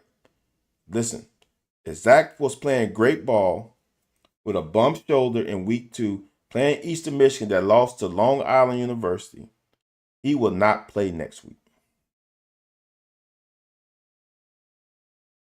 I would give Cutter a start, get him some reps. Then the following week at Columbia against South Carolina, I would bring Zach back. Now, with Zach playing like shit the first 2 games, I wouldn't start Zach because he's injured and he's not playing well. I'm going to give Cutter Boley the chance to go into Joe Kraft Center late at night, give him the key to Zach Calzada, Cubby, and tell him this key cannot be worked. It's not going to work until you play Saturday. This is a chance for you to permanently take those keys out of Zach Calzada, Cubby, and they are permanently yours. Because once you switch to Cutter, in my opinion, there's no going back unless Cutter gets hurt. So my thing is Zach doesn't start next week. He doesn't even play. Because he got to show the injury. On top of that, he's not playing well. If Cutter goes out there next week, it doesn't matter if they're playing fucking Henry Clay. Henry Clay High School. If Cutter goes out there and is efficient, understands the game plan, has great operation, does his job well, leads the team in an efficient manner, he is the permanent starter for the rest of the season.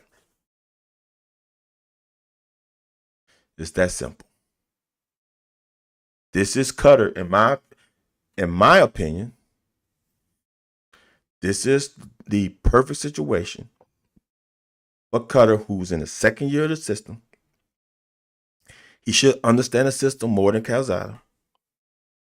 This is his chance to put a stamp on this season and become a 3-year fucking starter. If he doesn't do it now, if the scenario is how I'm saying it, if he doesn't do it now, he might not never be the starter. I want you to understand. If he doesn't do it now and they give him the keys to the car against Eastern Michigan, if he doesn't do it now, he might, he will never be the starter. Because in my estimation, as a God-fearing man, God only gives you certain opportunities. And if this is not a God-given opportunity for Cutter, I don't know of a better one. As AJ says, the softest landing spot. Eastern is horrible. If Cutter doesn't go out there and play great ball against them, if he's given the starting position, the starting spot, if he can go and play a great game against Eastern Michigan, he won't never start. This is your chance. This is your stance. As Elliot said, Elliot, I'm not saying he's perfect. And you're going to have to live with some of the bullshit. But what I seen from Zach, these first 2 games, he's no worse than that. And I'm a guy who is a firm believer, old school, starters start. But he ain't done well enough to command a starting spot when there's somebody behind him with talent. All right, Jimothy, I'm going to say this because I don't know how much they will pass it. I will say this against that team, against Eastern Michigan, I would need to see a completion percentage of 68 and above. I'd like to see, because I can't go yards because I don't know how many times they're going to let them pass it. 68+% completion percentage and average. I'm going to just throw out a number, 11.8 yards per throw.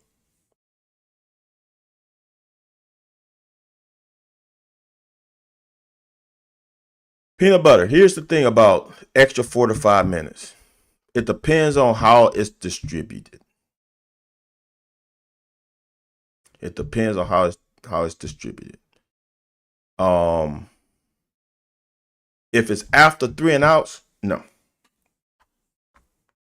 But if it's because you scored too quickly, yes. He shouldn't throw the ball more than 10 times. Bullshit, AJ. Johnny, that's crazy. That's crazy. Throw the ball 10 times, AJ, is crazy. And I know you want to run the fucking ball, but Eastern Michigan sucks. You got to see what your quarterback can do. I don't think he should throw it 30 times, but he should throw it more than 10. He got to be in the 20s. The 20s. Got to be in the 20s. just to see what he can do. This is a fucking glorified scrimmage. That's what I'm saying, AJ. That's why you toss the ball around a little bit. I agree, because I've been out of golden opportunity. Dude, Cutter, if Cutter doesn't light up Eastern Michigan, Houston, we have a bigger problem than what we thought we had.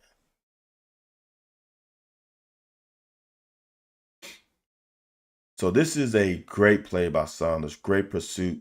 They get nothing out of it. Dude, for a team like Ole Miss to get nothing out of that play is real crazy. Again, we are at 8 yards on this one.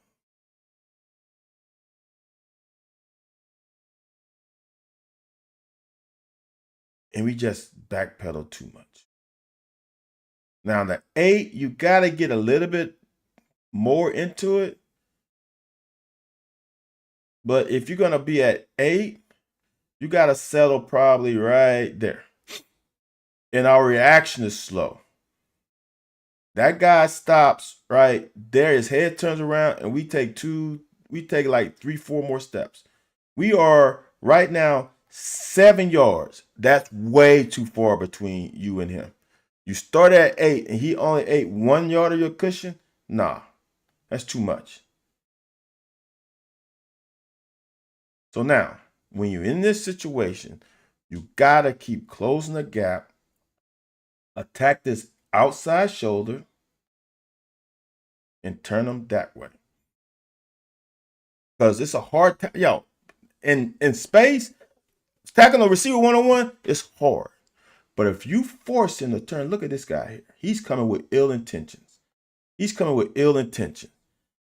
I don't know if that's one of us. He's coming with ill intentions. You cannot make them run more yardage by allowing them to get outside. You didn't even attack the outside shoulder. See that? That's horseshit. So he caught the ball at the 40. You should have tackled him. Look, people don't. You're gonna give up yards. He should have tackled him probably, since he caught it at the 40. He should have tackled him probably at the 43. Is being conservative. So it should be 3rd and 3. We should have had a tackle, or he turned them in, and one of these guys tackle him, and they might get a first down. As I said, leading up to this game, 10, 20, almost 30 extra yards. As leading up to this game, the reason why we play Ole Miss well is because we make them grind out drives. When you give up big plays, they don't have to grind out drives. Explosive plays is where they live. And we gave them explosive plays by missing tackles. And not even touch, like he didn't even touch him. That's great, man. Look, as I said, my concern was, JD said, learn a lesson. Knew you pull this play out when I saw it. Niggas came back and played it much better later. But JD, you don't have mulligans. We don't have mulligans. It's unfortunate. Especially at that position, you are going to get exposed. So what you need to do is learn how to not be afraid to give up the deep route. Attack. Close the spacing. And turn them back to everybody else. Bro, this front right here, these guys right here is going to win us games. Now, are they going to be perfect? No. Who the hell is perfect? But for the majority of the game, these guys played their ass off.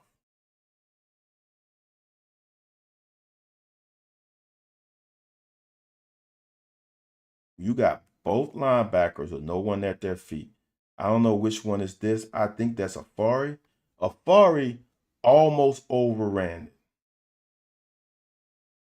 Almost. But he kept the running back on his inside shoulder right there. Boom. That's awesome. Fuck, dude, that's good. Goose is a problem. JD, did Humphrey Grace play? Dude, that too. Only get a yard, man. Only get a yard, and they said no yards. That's huge. Great coverage by Afari. That great. Dude. Oh, so he did. But I thought I saw his name. I'm horrible with numbers.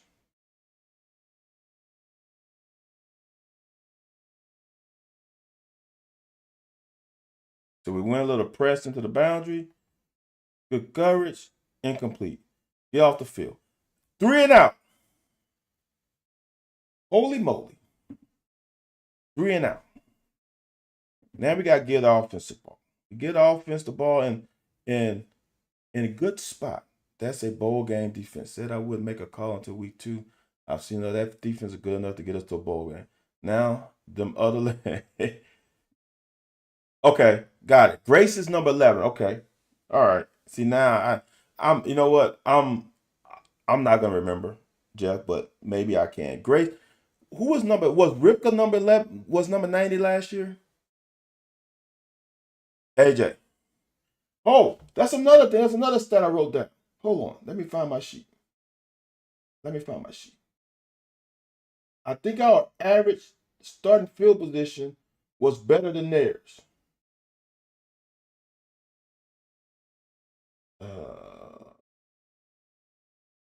I think we start like average on the 30. Ooh.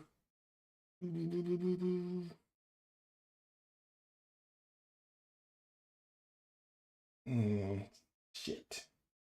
I don't see it now. I know I wrote it down.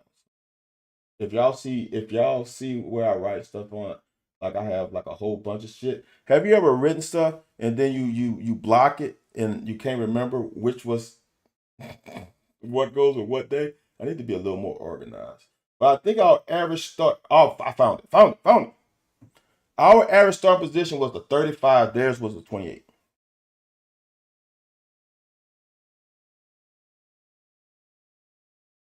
So we start at the 35 right here, pretty much. Great field position, as AJ said. Your math comes to 17 and 24 at Jimothy. That's not a big ask. 17 or 24 at 11 yards per completion. I don't think that's even 200 yards. 10 puts you at 170. That's like 180 something, right? So that's not asking a lot from him. You know? So I like that. I really do. I think you at what? Let me see. 11.8. Yeah, you're right at 20 yards. Oh, you're right, AJ. Come to 2. I think we got the ball on the plus 30. You're right. That's a good point. All right, so we get the ball back at the 35. We got to do something, man.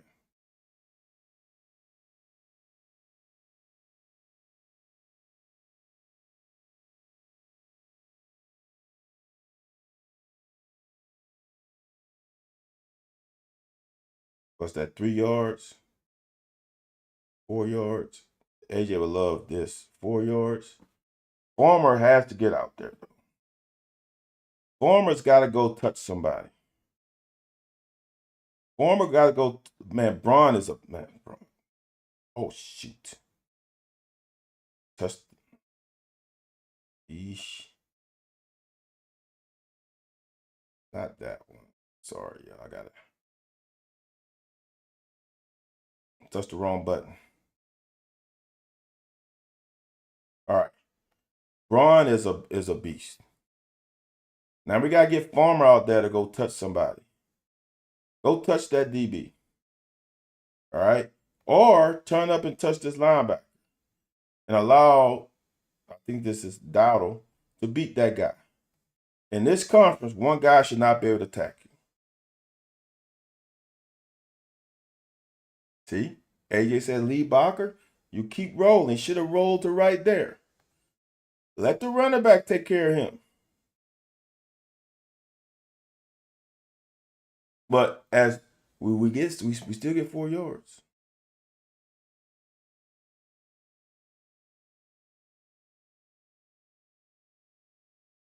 He did make somebody miss, AJ. Now y'all, I'm gonna show the result of this play. We finally run a tunnel screen to perfection. And we get 2 calls by who is number 4? Is that Ferrier or that's Hester? Doesn't matter. Y'all can figure it out. I don't know numbers yet.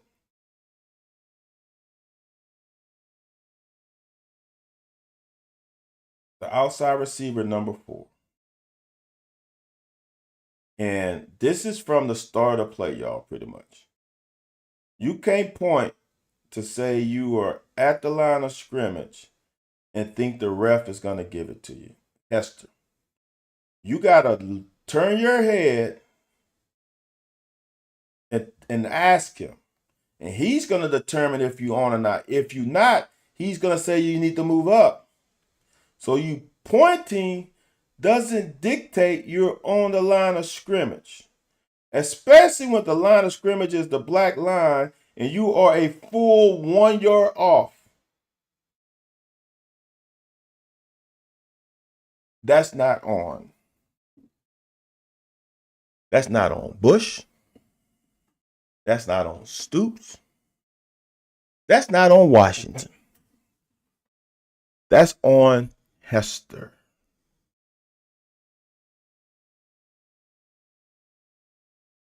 That's on the fucking player. Know where you're supposed to line up. Because here's the deal. It is an unbalanced formation. It's unbalanced. And you need 7 guys on the line of scrimmage. You always have 5, and then you need 2 more. Now, usually this guy's on the line of scrimmage. But in this situation, they want to go unbalanced. So they need him on the line of scrimmage. So then we can run the tunnel screen. And it's simple. You cannot do that. You cannot point and just say automatically I'm at the line of scrimmage. It is, AJ just took the word out of my mouth. This is elementary. You learn this at least in high school. I learned it in Little League, but at least you learn in high school that you're supposed to look at the ref and say, I'm on the line, and then he's going to direct you if you're on the line or not. Now, for me, honestly, speaking frankly, this guy should be on the line of scrimmage. Because he's not gonna ever cover up anybody. So just in case someone fucks up top, you have 7 on the line of scrimmage. You cannot have too many. If you need him on the line of scrimmage, okay, y'all. So what happens? This is what I'm gonna say. So this is what happens. What you want to do is you want to make the defense account for more players than they should. Okay?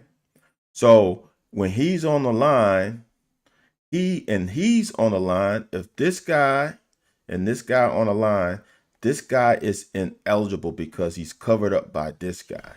But what it does is hopefully you bring more defenders over here to try to cover him, but he can't go out anyway.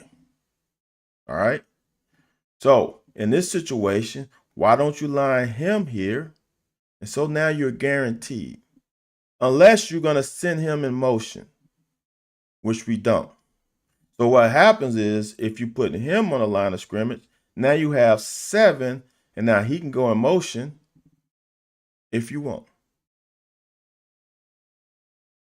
So that's unbalanced. That was not unbalanced, and it didn't work. But the same guy who was now on line of scrimmage, also he's fine. I love the blocking right now, but when he starts separating, you gotta let him go, and then he holds, and that was a good holding call.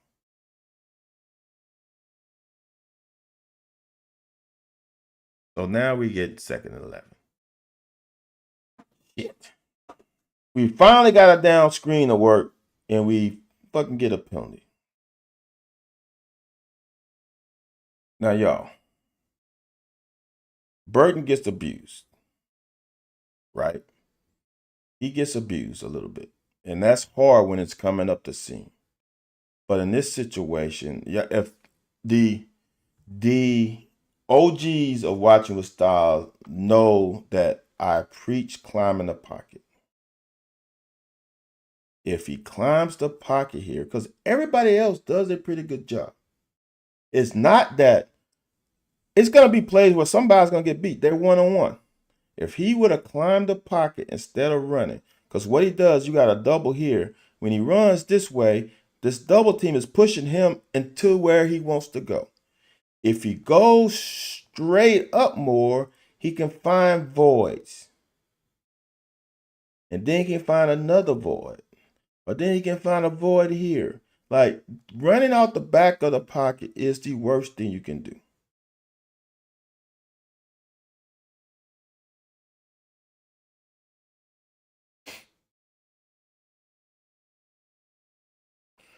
AJ Law needs to get his ass open if you want more touches. I'm going to be honest with you. Like I've said, with Law play is a Louisiana boy. It's the knock on him when he was in high school was route running, and he hasn't improved enough. I think you need to move the launch point of.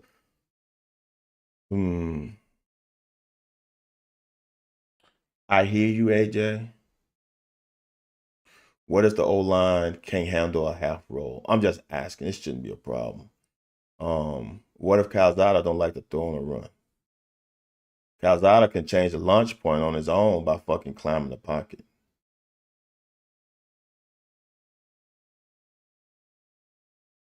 I'm gonna say this, AJ. The film I watch at UIW, I think he likes to get the ball out of his hands. And we don't do that much. All right, y'all.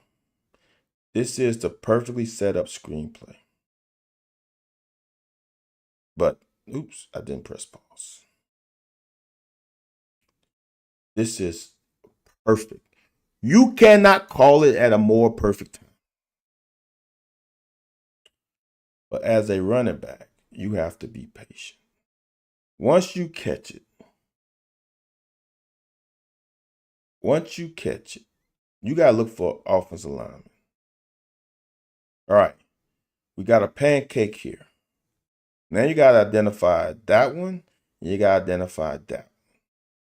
So now what you do is right now, you slow down. Allow the block to develop. If he slowed down with that guy being X'd out, if he slowed down a little bit and set up that block, and now you got a guy, Farmer, out here who's going to block one of these two guys. Y'all, this is a first down play. Elliott, he didn't look like this until he got here. I'm not going to lie to you. That means he's not comfortable in the system. If he comes off of Braun, I would like to see from the damn Skycast angle what could have happened. We got two linemen out here and he runs away from them. That's not where you need to go. That's not setting up your blocks. Catch the ball, turn around, identify your blockers, and now slow down. Y'all, I guarantee you, he got the 4th and 2. I guarantee you, with the way he runs and the power he has, if he cuts up the hash, he gets a first down. I am comfortable saying that he would have gotten a first down. So, as I say, it's the play before the play. That's a damn good screen call. And we don't execute. Now it's 4th down. Some people say, why are we going for it? Well, shit. Y'all don't want him to go for it. Y'all do want him to go for it. He's too conservative. He's not conservative. Why don't he stick with this conservative? Blah, blah, blah. It doesn't matter. He's playing to win the game. We're on the 40-something. It's 4th and 2. Our O-line is better than their D-line. All right. So, right now, he's got to hear in his headset that we're going for it because it's 34 seconds on the play clock, and he has not headed towards the sideline. He's headed towards the line of scrimmage. So he knows he's going for it now with 30 seconds.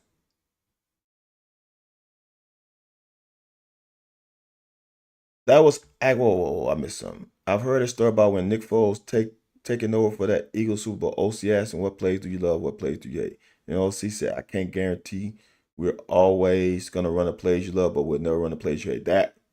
That's it. That was actually a good game. It was a good game, but it could have gotten more, John.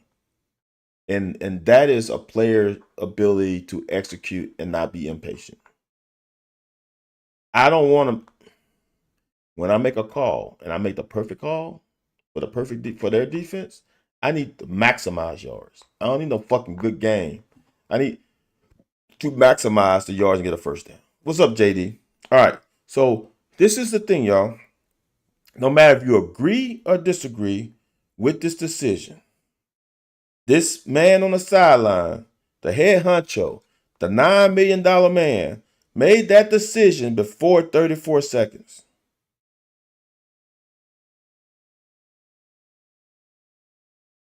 Because Calzada's going to the huddle. He's in the huddle with 26 seconds. Why don't we have the fucking play in now? All right. When he looks down, now he's addressing the play, figuring the play out. Now, if you ask me, at that time he looked down, in my estimation, I don't know if I'm right or wrong. That means the call got to not only him, it got to the coaches and the players on the sideline. So the coaches and the players on the sideline heard the personnel and heard the call. Now for me, the good OCs, the great OCs know how to run a play with the personnel that's already on the field. The great ones can run a play with the personnel that's already on the fucking field. See, my estimation from I started looking at last year's film, and Bush to me is one of those too smart for his own good.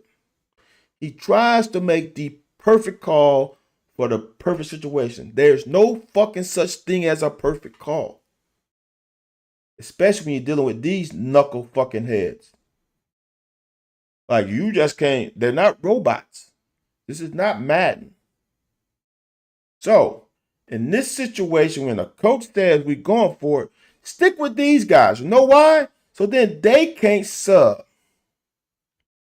You got a play sheet that I'm sure you can call with 1, 2, 3, 4, 5. With a tight end, you're in 11 personnel. I guarantee you can make a call on 4th and 2 with 11 personnel. Keep these guys in the field. But let's say you want to change. You have 22 seconds and you're trying to change. I guarantee you, I've seen it happen. There's an offensive player that's supposed to be in the personnel that's not by the fucking coaches that yells out the personnel. So now the coaches are trying to fucking find him. He would never fucking play again in this game, if that's the case. So 22 seconds left. Everybody knows the call, or they hear the call, because he's looking at his wrist. We let 4 seconds, 5 seconds, 6 seconds go off before we start to fucking sub. It's too late now, y'all. It's too late. So now, I can't believe y'all I'm breaking down a fucking timeout. This is fucking idiotic. So now, riddle me this. Let's go back a little bit. Because I want you to understand. So right now, we have 1, 2, 3, 4. Because I want you to understand there's 5. You got 1, 2, 3, 4, 5, 6. That's 11 guys in the huddle. Right now, you have 11 guys in the huddle. You have 5. Oops, that's horrible. Shit. You have 5 offensive linemen. You have a running back. You have a quarterback. That's 7. You got 4 eligible receivers. All right. So now, in this situation, you run with these. All right. But now, here is when I know a player is on the sideline dicking around.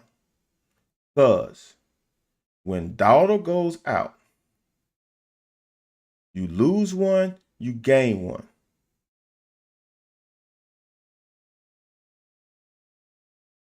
Dowdle went out he starts going out they identify at 16. So somebody should be running on the field now. They should be in the huddle because you don't have to. He doesn't have to run to the sideline for a guy. He should be in the huddle right now. 12, 11, 10. The player's 9. The player's not in the huddle, y'all. Where's the fucking player at? Where is he at?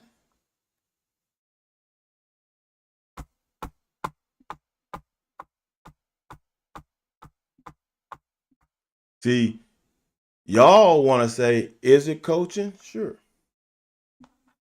But when I'm the coach and I call the personnel grouping and a guy, every offensive player is supposed to stand by that guy, whomever that guy is. Wherever that guy, bullshit, AJ. Now I'm about to get on your ass about this one. So they're supposed to be by the guy who is the personnel guy. Everyone. You only play in one way. This is in high school, we play 2. If I can't find you, that's not the coach's fault. Y'all can say it's a coach's fault. But if I'm yelling for a personnel and a personnel grouping don't go out and y'all supposed to be by my ass, your ass won't play again. So now, the coaching malpractice in this situation isn't that. It is not being able to call a play with the guys on the field, with the personnel on the field. Now, that if you want to call coaching, that's that. That guy not coming on the field, that ain't coaching. That's a fucking player. But Dowdle went out, Elliot. Dowdle went out. Dowdle went out. Unless he came back on the field. I don't think he did.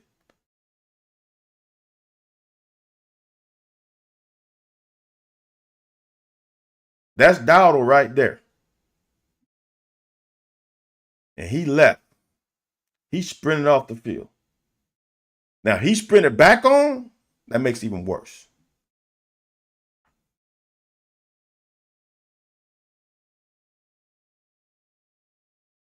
See, y'all fans don't understand that y'all want these guys to be robots. This shit happens all the time. We are not the only team that had to call a fucking timeout. But the reason why is what I'm explaining. Oh, yeah, yes. So for me, you're right. Elliot, that's even more of a why sub out your bigger running back? But whatever. But AJ, defense doesn't have these communication issues. That's bullshit. Now, I'm just harking you back to several years ago when they left Florida down receivers open on more than one occasion in the same fucking game.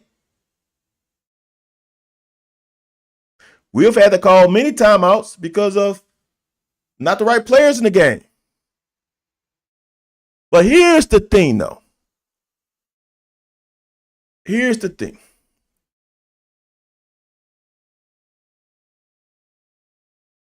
I just call it. It don't matter. They did it a couple years ago, like last year. This ain't. Oh, we talking about right now. Okay, in this game, did we have a problem in this? I think we might have a problem in this game. AJ, see, Jeff, I wouldn't take a delay. Well, okay, all right. in essence, now that's why I think he wanted to go for it.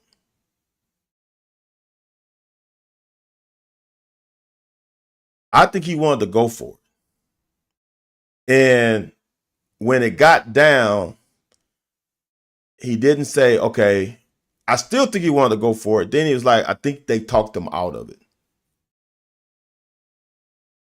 I think they talked him out of it after the timeout. I think if they don't call a timeout, he goes for it and let the chips happen. Um, so if you take the delay, then you are punting the ball automatically. And in my estimation, I could be wrong. I think after the timeout, they talked them out of it and they punted. But it's no reason why. Look, man.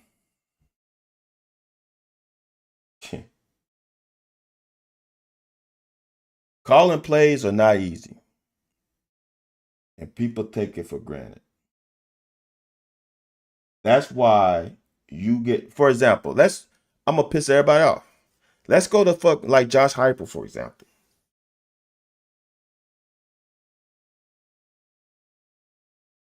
The ability to make a play call in college is harder than the NFL. And the reason why it's harder is because of the hash marks. So now, you got to be able to make the play call, not knowing the next play call, not knowing what hash is going to be on. So as a OC, from my estimation, if I was an OC, I don't know how, never called plays in my life. You got to have 3 to 4 plays in your mind before the ball is snapped on the play that you just called. Because what if you gain 5 yards? What if you get a first down? What if you get a first down but it's on the opposite hash? What if you get a first down on the hash closest to me? What if I get 8 yards? Like all that stuff, coordinators can never see the success of the play because they got to get ready for the next play. See, what happens is there are coaches who make calls according to what they think the defense is going to do, and there's coaches who make calls because this is what they think is the best call for the next play. You got guys who try to be too damn perfect and make the perfect call. In this situation, Bush tried to get into a perfect personnel instead of calling a play with the personnel he had on, and just let the players decide. You ain't smart enough to outsmart somebody who doesn't even know what you're gonna fucking run.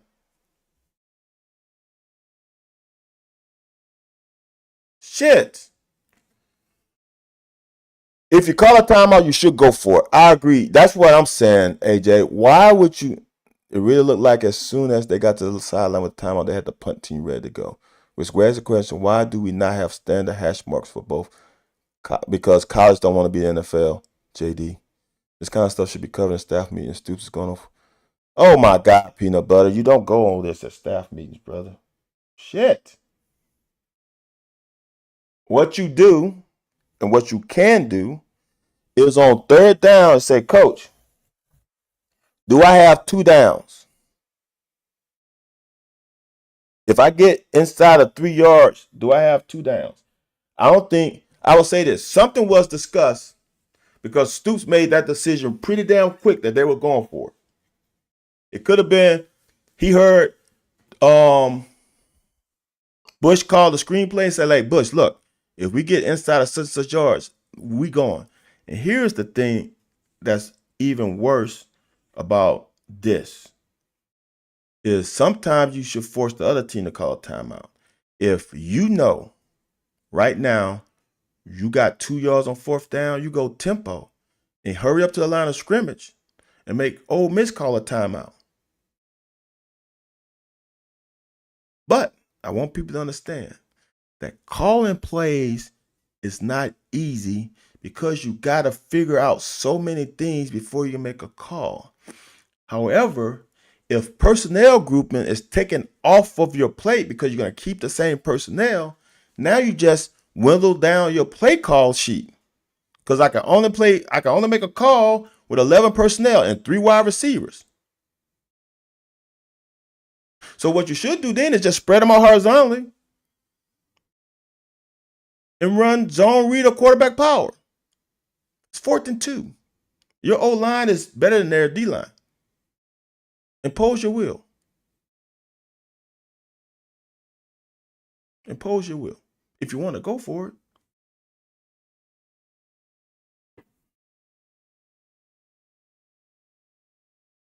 That chaps my heart. That's a timeout, y'all. That's a timeout that cost us at the end of the half. That screenplay, if Dowdell is more patient, we're not even talking about this timeout because he would have got a first down. No doubt about it. He was 2 yards from it, running to the guys. If he would have set up his blocks, he would have got a first down with his size and his speed. I guarantee it.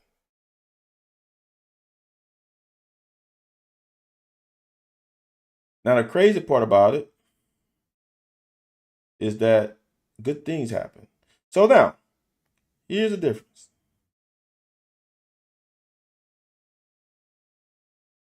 We're 10 yards off, about 9.5 off now, right? See the slow back pedal? See the difference of, that's what we call a re-step. Regather, slow down. So now, he started off at 9, almost 10. Now he's 6. All right?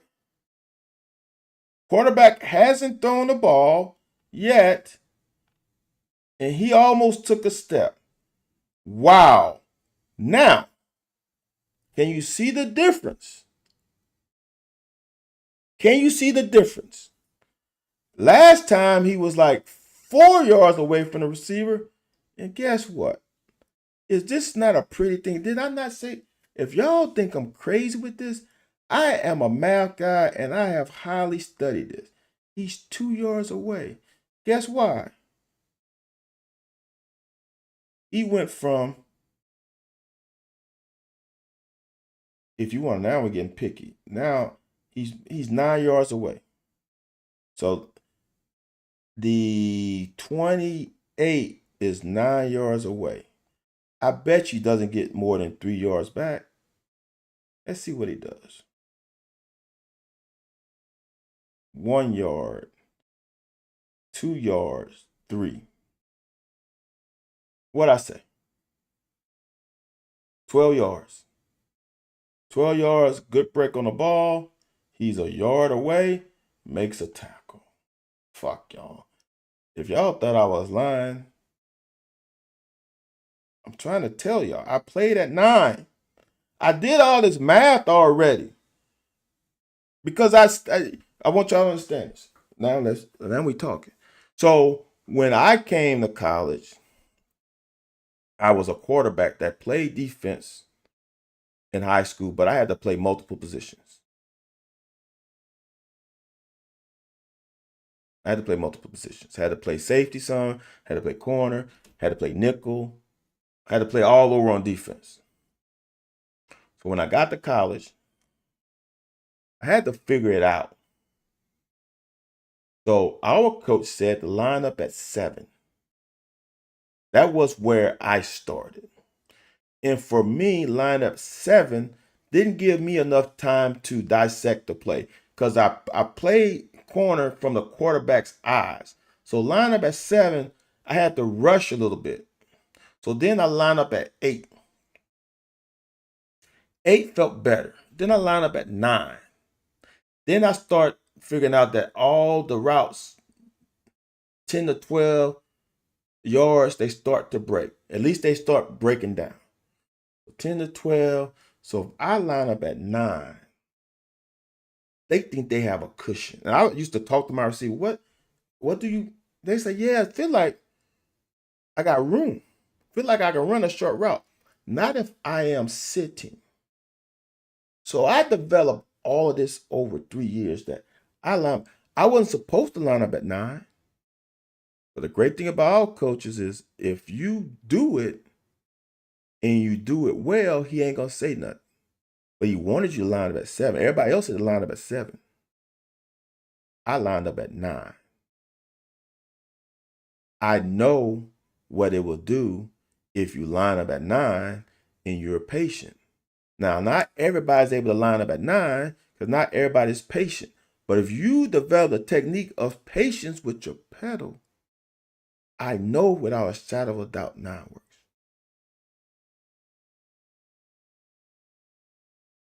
We won the trenches, the turnover field position. We were at home. We're the most disciplined team. If we can't win, Ole Miss better make the playoffs. If Ole Miss stays healthy, because remember, Ole Miss has a damn tough schedule. They have, I think it was one of the toughest schedules in the in NCAA. They go Arkansas, Tulane, then they go LSU. So conference games, they have Arkansas, LSU, Georgia, Oklahoma, South Carolina, Florida, and Mississippi State. Now it's kind of turned into it might not be as tough as before the year started. How the hell are they playing Washington State? That's weird. Georgia, Oklahoma is better than what South Carolina's not good, y'all. I don't think South Carolina is as good as what people. And then Florida's hurting. So they went from having a tough schedule to now the way Florida's playing. They may have a shot. Oh, that's right. Simmons got hurt. Shit. You're right, JD. If Simmons, who they play next week? They play Arkansas. Oof. You're right, JD. But I thought I saw Simmons walking around on a camera angle. So he might be ready to go next week. It's too much. So what makes the run game harder against Ole Miss is how they spread you out horizontally. How was that? That was a PI on Willie. Have we shown that already? You know I'm still in the first quarter, JD. It's definitely a PI. I saw that live, and it's a that's not a deep defensive PI.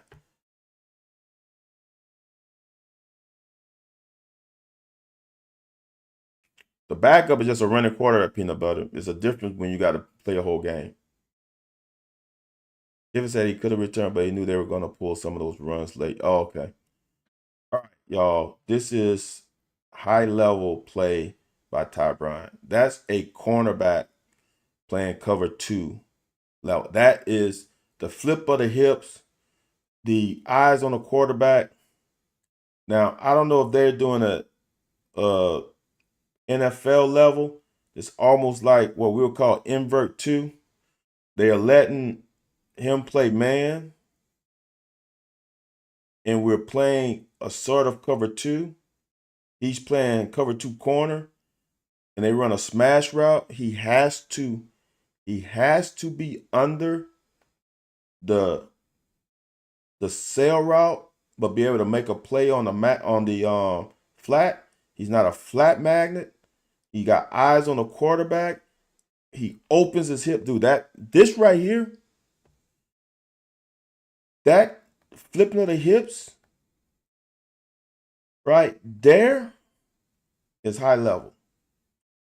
The other thing I said during the week, I was concerned about the DBs, but what saved us last week was plays like this.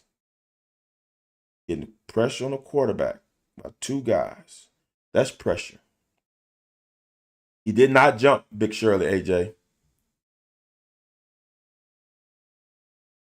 This is high level. That's a great pick by safety playing the sail route with a flat underneath him.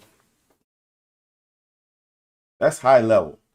So, y'all, we get 2 picks by Ty Bryant.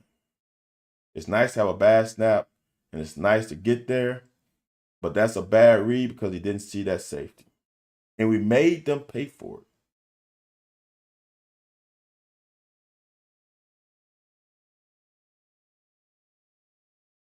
Great job by Farmer. Great job by Caddis. Dude, this is AJ's 9 yards on first down, AJ. We run again and we lose. Damn, AJ. What the fuck? AJ, what the fuck? We got nothing on. After we got 9, we got nothing. We should have passed the ball, man. Shit. I'm joking, y'all. That's me trolling.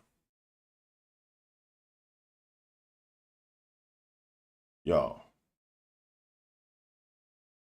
Now, I don't know if he listened to me from last week.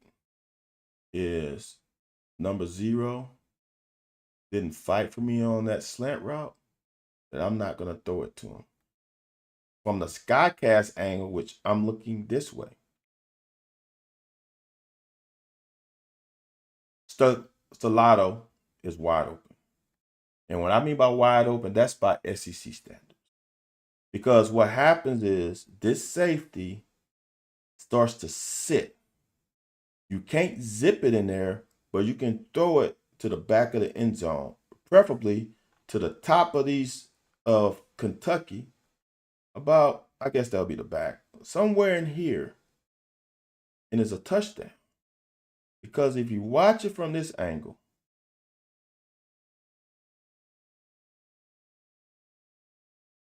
all right, the ball is thrown about now.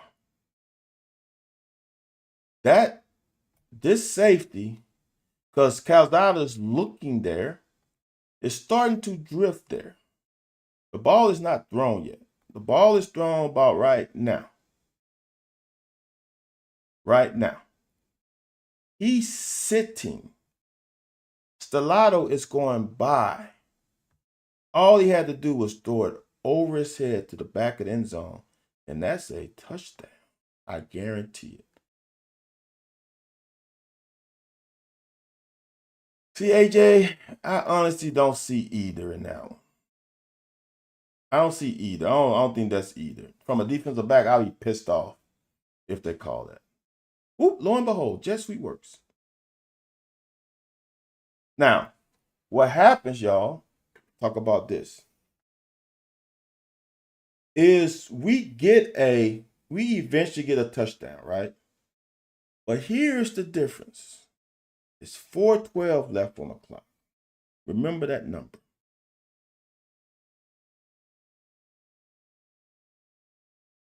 Jet sweep works. Here's the thing. We don't block this guy. We don't block the end on line of scrimmage because we think this guy is faster than him. We're going to block everybody else because you can't block everybody. So you allow the jet sweep, the motion to be, and we were successful. Now we just miss number 6. And watch where number 6 comes from. If we can get, I think that's Braun. If Braun can get up and seal number 6, which is a hard block to do, he can make that block right there. We actually got something special going. That's a good athletic play by number 6. Because if number 6 isn't there, with the block that Seth put on that damn corner, if number 6 isn't there, we are rolling down that sideline. We're rolling down that sideline. We will get more on that. All right. Yeah, AJ, that was. Whew. Boy, we could have got out to number 6, right there. Was that Pete? We could have got to there. I like Law's ability to get outside. Poof. That's a pancake. To get here, and now he's got number 7. Without that push, would he have enough speed to go here, or could he go and score? All right. But nonetheless, great play call, great execution. Can 73 cut number 6 there? Ooh, down the field? I don't know, AJ. That's a great question. Now on this play, right here. I remember this play from the Enzo cut. If he is more patient, because Law is taking the corner, he more patient can jump cut. It's him and this guy one-on-one. And I guarantee you, this guy he shouldn't win. But he got caught up because he's too fast in the line of scrimmage. That's the only guy left. That safety is the only guy left. So I want y'all to remember that.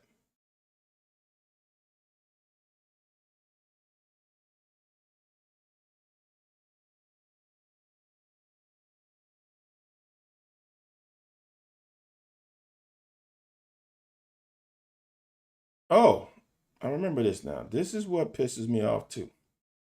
Now, we're going to waste another timeout. Calzada trying to get the thing. He got the call with about 28 seconds left. Got to get out of the huddle. Got to hurry up. Got to sprint. So we at the line of scrimmage.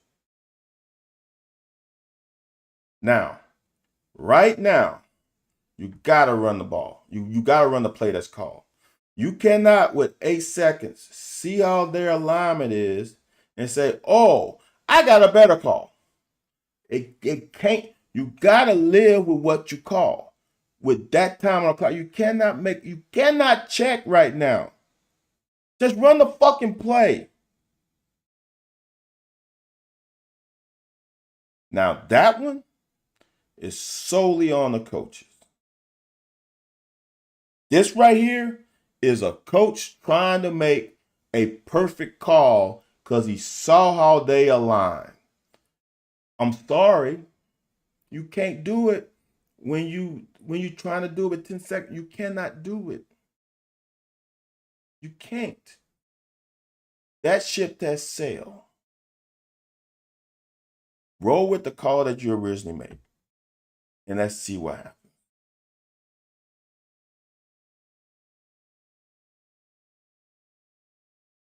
That's a great cut by McGowan. Good blocking. Touchdown. Now, want y'all to remember what the number I asked y'all to remember? 4-12.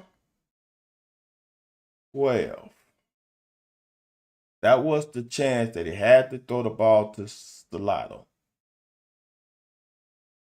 That's 2 minutes and 18 seconds that we ran off the clock. Know where we could have used that 2 minutes and 18 seconds? At the end of the half. So it doesn't seem like a big deal. But if we had 2 minutes and 18 seconds left at the end of the half, we definitely get points on the board the way we ran that 2-minute drill. Just food for thought.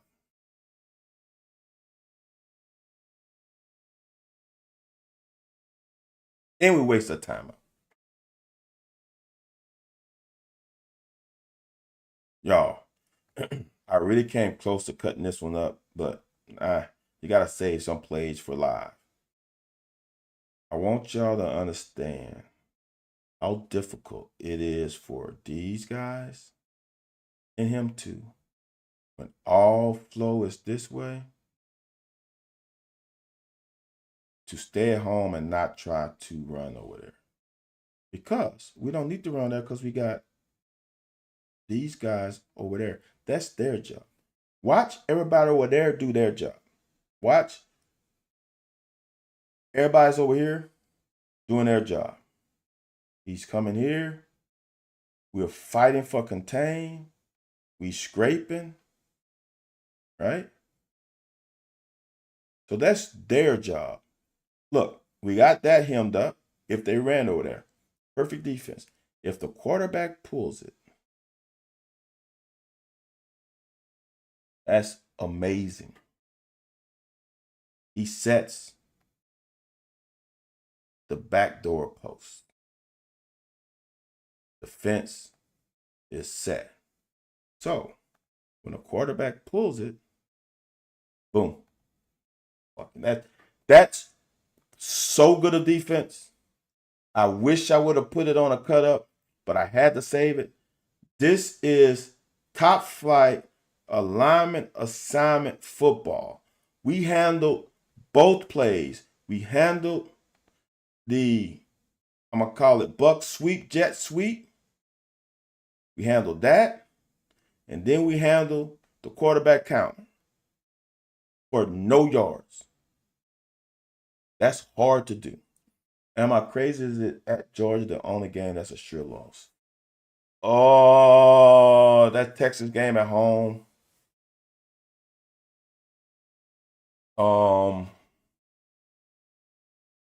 Auburn, I don't trust Vandy. They didn't be a good Vitek team. I'm not sure Tennessee is better than advertised, but we got to see them play a real team. Syracuse proved that they are flawed because of that UConn game they just barely won. Florida is having problems, but are they going to be better by the time they face us? I think Texas is better than what they've been playing. I don't trust Jackson Arnold still, but the first two games, if he plays some more games well, Auburn could be a problem. And the only reason Auburn is a problem, in my estimation, is this: is their DBs play the most physical one-on-one defense that we will face all year. Vandy plays like we do. It's going to be a fourth quarter game. As long as we handle our responsibility, our front four is better than what we were last year. And if we don't give that fucking we don't give up that touchdown at the end of the half, that game is different. After we had a chance to fucking run the ball out and get points on the offense, we went fucking 3 and out and gave Vandy the ball back. Then we gave up a touchdown at the end of the half. Right at the end of the fucking half. And I think that was the drive after Dane Key fumble. I'm still at 6. I'm saying if we finish 3-1 after the first quarter of the schedule, we finish 3-1. I still see 3 more games that we can win. So I'm still at 6. I was at 7, and I can still see 7, but this offense got to play better.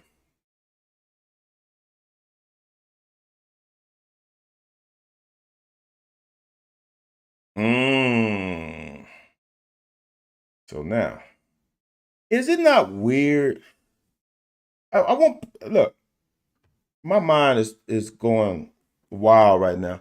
Is it not weird that fans pick the weirdest things to talk about? And one thing they want to talk about because of the narrative is the quote unquote soft coverage, right?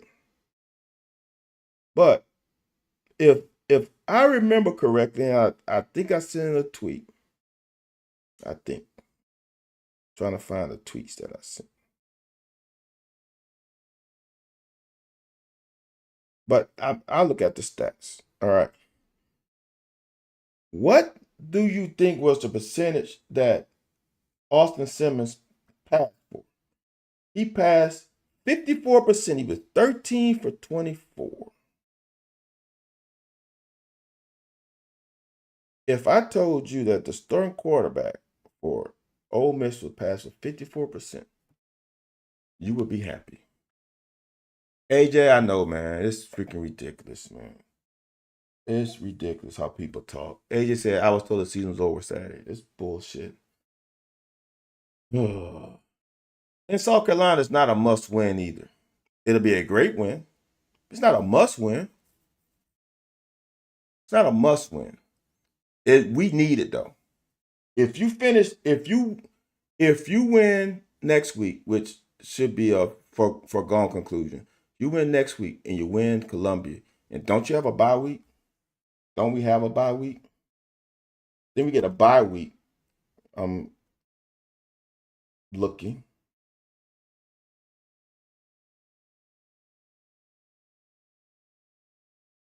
If we get a bye week, which I'm pretty sure we do. No, we don't. You get a bye week after Georgia. So you play South Carolina, you finish 3-1, and you 3-2. You get a bye week, you play Texas. You gotta beat South Carolina. But there's a chance that you lose 3 games in a row. Georgia, Texas, Tennessee. So you gotta be 3-1. Oh, there's a bye before the South. Oh, you're right. Okay, my bad. You're right, AJ. I totally look over there. I just thought we. So that should help out. So you definitely rest Calzada this. It's no way Calzada even suit up. You throw Bo Allen in there. Eastern Michigan, bye week, South Carolina. That makes this even more important um Cutter. He can play well this week. Have a whole 2 weeks of preparation for South Carolina. I feel even better now. Who does South Carolina play during these times? So South Carolina plays Vanderbilt next week. Huh. Bruh. Huh. South Carolina plays Vanderbilt and then Missouri before us. That is sandwich. Well, they get a bye week. But then they got LSU after us. After the bye. Interesting. Hmm. Next week's gonna tell you a lot about South Carolina. Honestly, gonna tell a lot about Vandy. Interesting. So South Carolina has a tough stretch. But South Carolina State gave them hell the first half. So Vandy and then Missouri. I like that. You, it's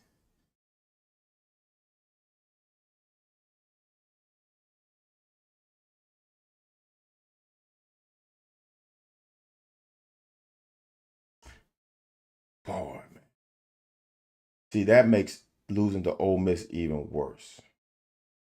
Because you get banged up for Ole Miss, then you play a bye week. You get 2 bye weeks before you play South Carolina. Then you get a bye week after Georgia. All right, you couldn't have timed it up better. So you play 2 tough teams, then a bye week. I like it. I don't like having a bye before South Carolina. Not a great man. Fuck that. It comes in great for us if Cutter Boley is the quarterback. It comes in at the perfect time. Auburn, Florida fan base teetering just like yes, they are. I don't know about Auburn though, AJ. Jackson Arnold has revived them, but Florida for sure.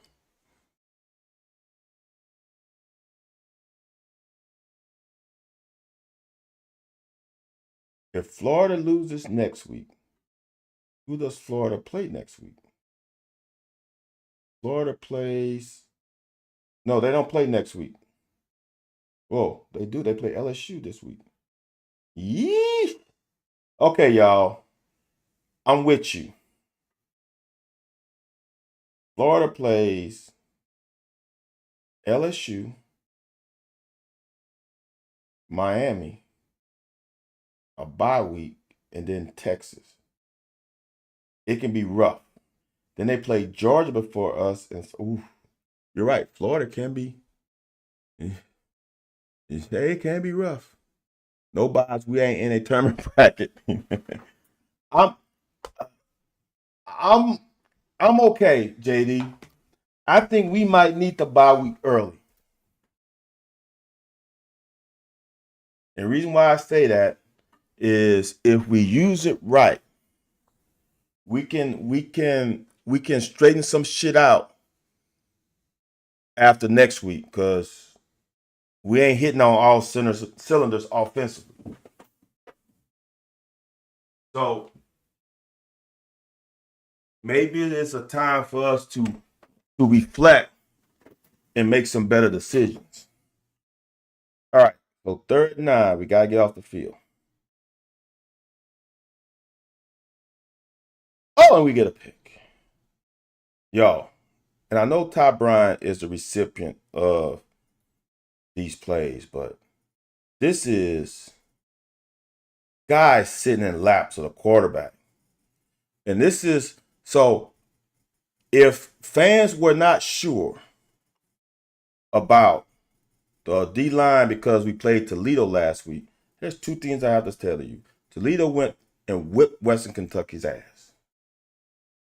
And we did that against their O-line, and now we did this against Ole Miss O-line. I think this D-line is for real. Exactly, Jay. What did I say at the preseason? I said the most important person is David Gusta. He is going to be the most important player on that defense, and he has proven invaluable. Now we got to keep him healthy. And I'm telling you, Auburn goes, Oklahoma, A&M, Georgia, before us, it can get ugly quickly. AJ, that's true. It could. But we got to take care of South Carolina first. That interception was caused by David Gusta. And pretty good coverage by, I think that's Jaden Smith, because he had to elevate it. But Gusta made that play.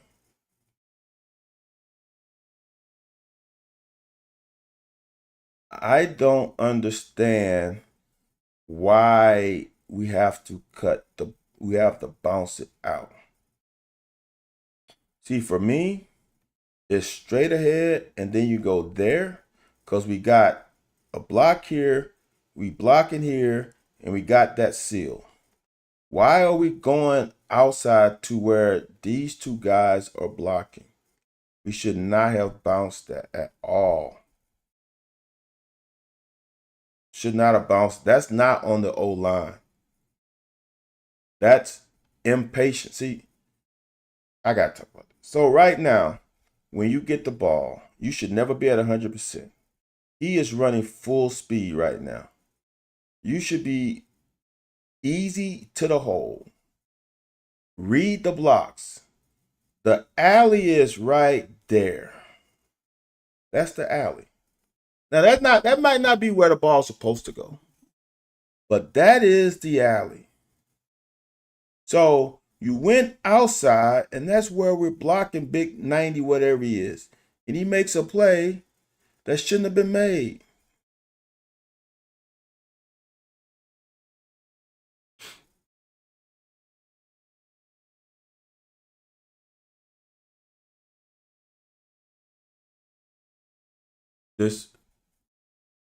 This play is ridiculous. JD said he saw 28. JD, let me tell you what a good running back sees, in my opinion.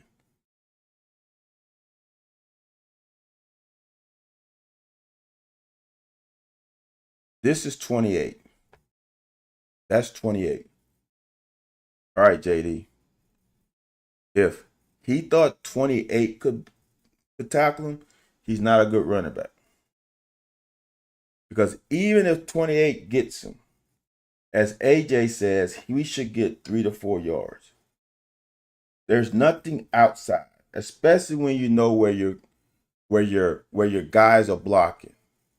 You cannot. There's no outside. If you now accelerate, 28 has a body on him. If he makes that tackle, kudos to him. But there's nothing outside. Nothing.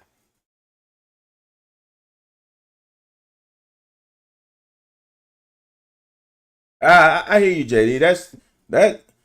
It's you're right. He could have seen him. But here's the thing. I don't know, y'all. I only play running back a little bit. I'm gonna tell you one thing.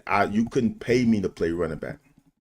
I only played running back a couple games because my my starting running back, who was ended up being freshman offensive MVP in the Sun Belt, is because he didn't make weights during the summer, and I had to split time between quarterback and running back.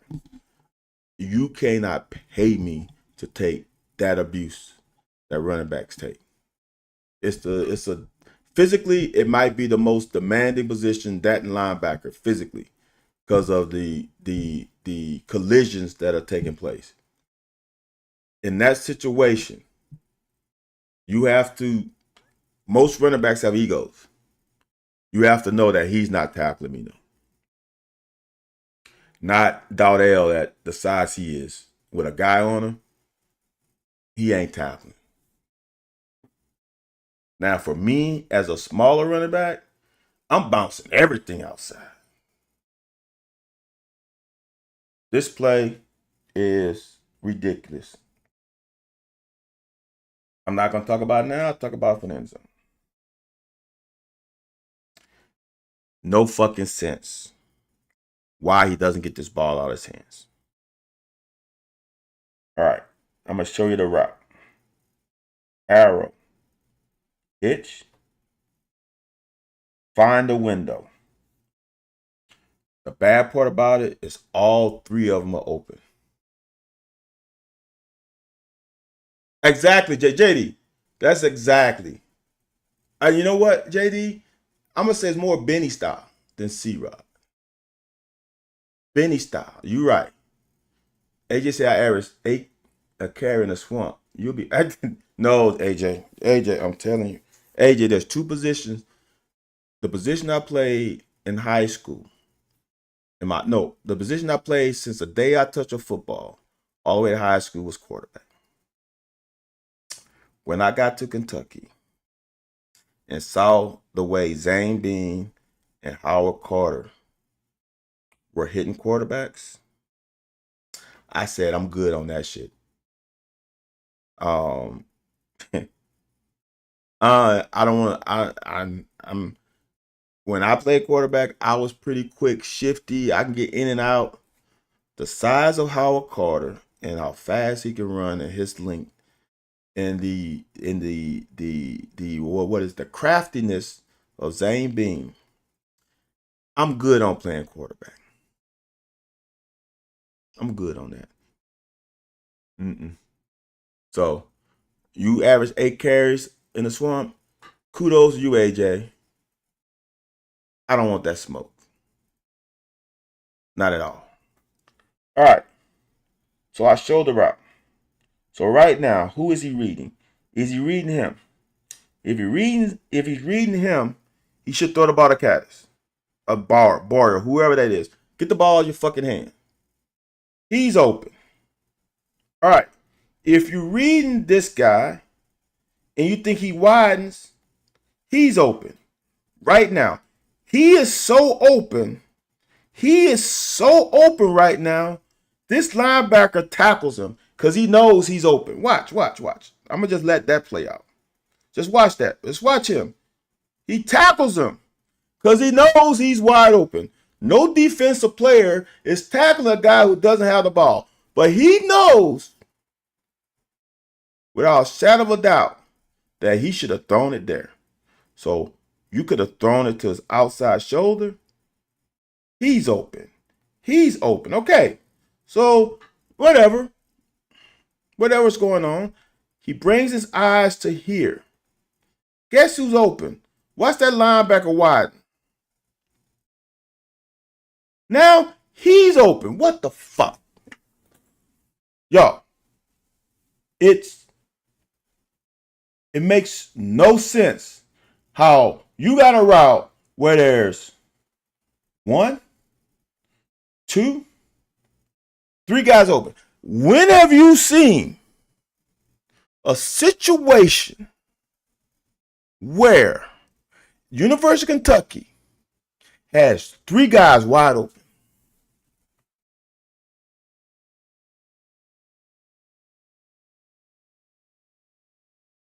JD, that's not a slow process. JD, know what a slow process?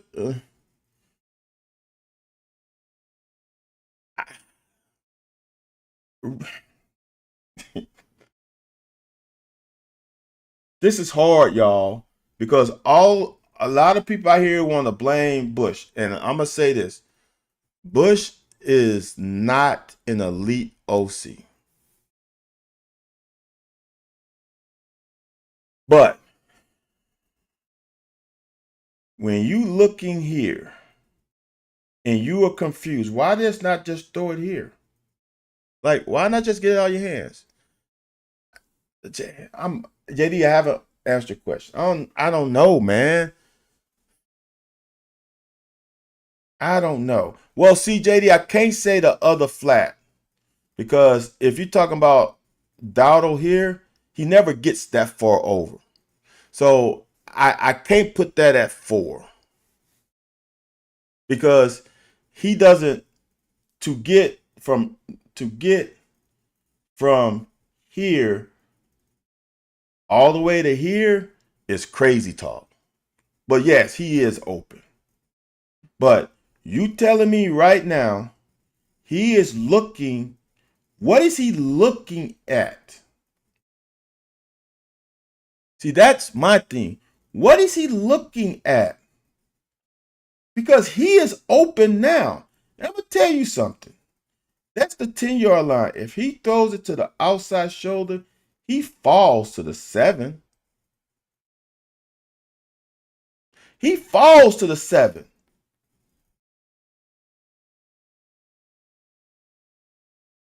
Get the what the why you come off of him?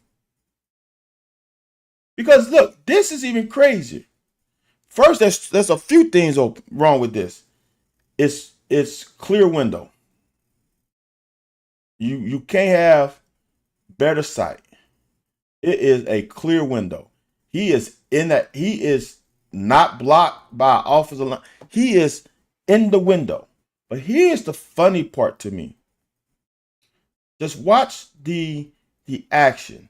He's looking at the hitch. See how that little hitch, like he wants to throw it there? What ghost is he seeing? Because this guy right here is 7 yards away from this guy. Throw the ball. Ole Miss is a guy making his first college roll start. He getting the thing out, boom, every time. Why? So Jeff, this is the crazy part. Austin Simmons left high school early. I think he left high school at 16, if I remember correctly. I think this is Austin Simmons' 3rd year in the system. So he's comfortable. I don't know if Austin Simmons' first year is making that throw. I don't know. He should, because every quarter, dude.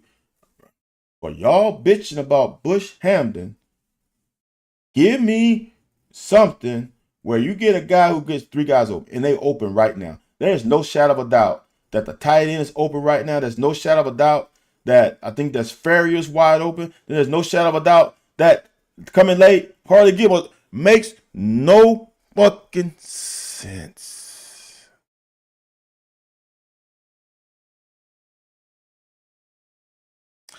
After I watched this play about 8 times, this is really when I said he needs to be gone. Because he's missed too many wide open receivers. And I got on Brock Vandagriff after I watched the games over about all the receivers he missed that was wide open. We're doing the same shit here with another quarterback that's got. Someone asked earlier, what about the route concepts? What about the route concepts? This is wide open, guys. Not just one, not just 2, but 3 guys wide open. And you passed up everyone trying to throw the ball all the way back. Makes no. You just scan open, open, open to get all the way to here. Bullshit.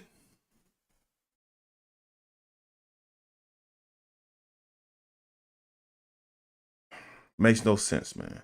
And honestly, y'all, it's not on the O line either.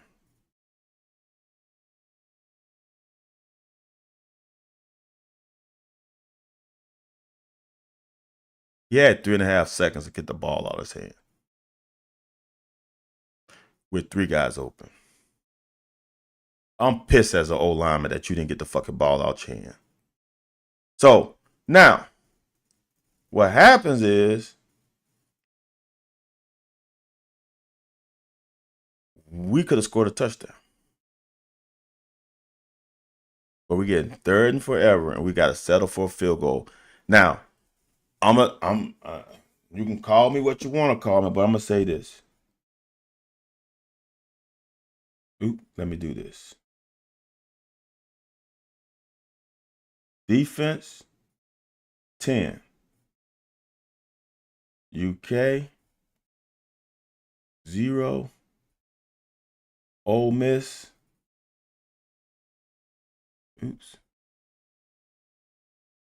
0. The defense gave you 10 points. They gave you short fields. They gave you 10 points.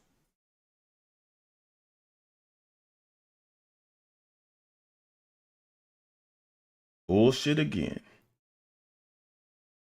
Now, JQ learned not to backpedal so fast. Now, what the adjustment that Ole Miss did, if you really pay attention, is their receiver shorten their route. That's like a 4-yard route. All right? Now, JQ, why are you selling so quickly? That shouldn't have been a 9. It should have been a 6 to 7 yard completion. I'm okay with that as a DC. That's great work, but I think that's Scott for being under that. That's great defensive work. Now we just got gashed. Now we got pushed around a little bit. I think that's Josiah Hayes. And we get pushed around. We got double team. We got pushed around. Can't let that happen, Josiah. You got to set it. Now they try to run quarterback run. 4th and 1. Now, y'all, this is what I love when people say stuff. People said that they knew that they were not going to run the ball. It is not even a yard. It is 4th and inches. Now, here's the thing.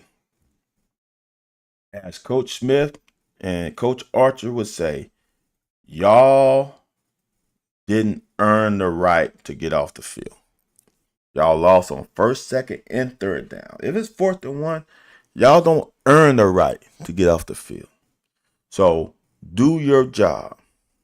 And if we call man to man, they have 1, 2, 3, 4 receivers.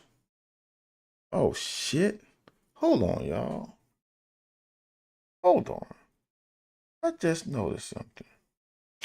Nope, that's right. They have 4 receivers. This guy's ineligible because he's covered by him. So these are the other 2. Well, let's do this. These are the only 3 eligible players. And we got 1, 2, 3 guys over him.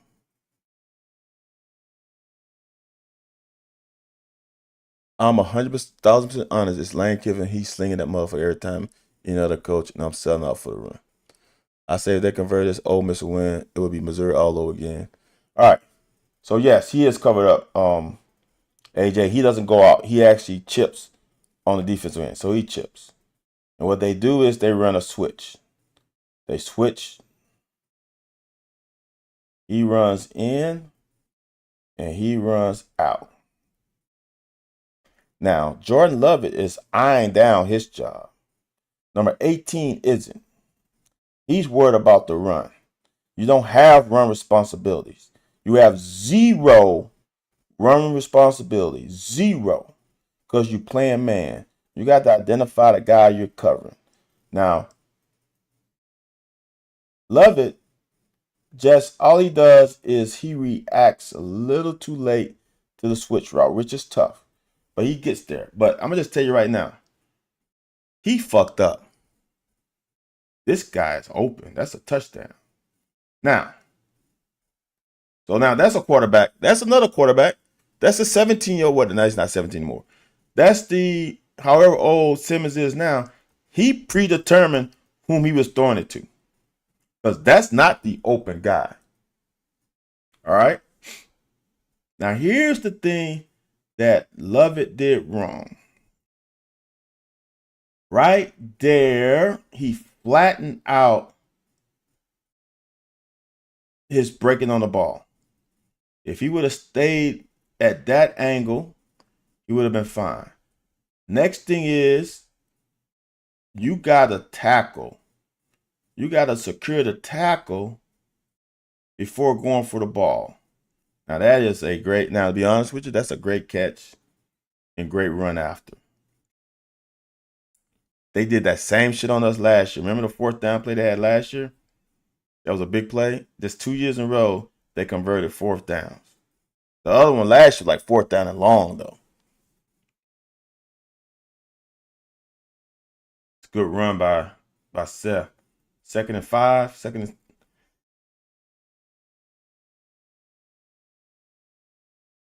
Now, they made a great play on a right-handed quarterback throwing left. He cannot get it there because he's jumping. He had a double pump. But this is another screenplay. If we can get it to him with a seal here and a seal here, if he gets it to him straight, we got something going. That's Missouri play on the fake punt. You're right, AJ. Perfect ball. You're right.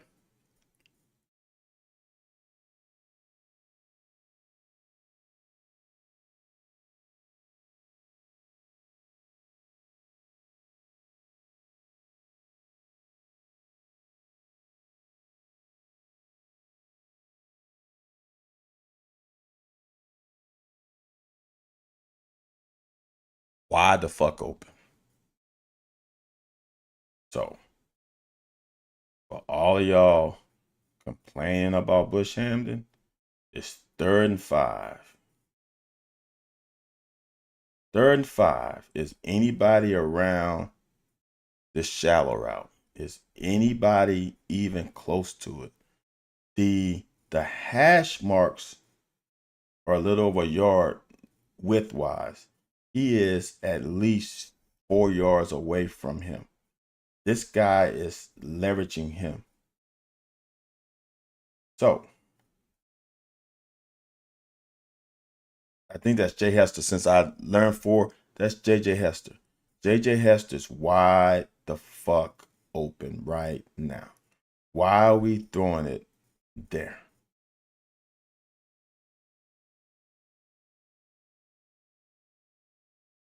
Why is he throwing it to Wheelride when Hester is open right now? Hester, even with that linebacker there, if you throw the ball right there, it's a first down. It's first down, Kentucky. Y'all, I'm over it. It's 2 years in a fucking row that we have quarterbacks missing butt naked open receivers.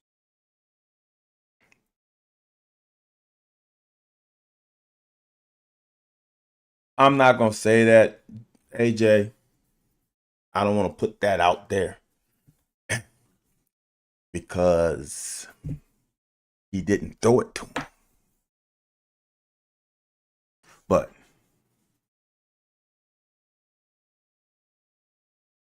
for all the shit, well, AJ, you know, what if the ball's thrown behind them a little bit?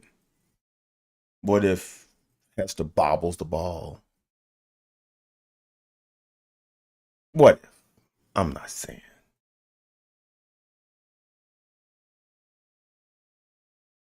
There are plays to be had. And this is 2 years in a row.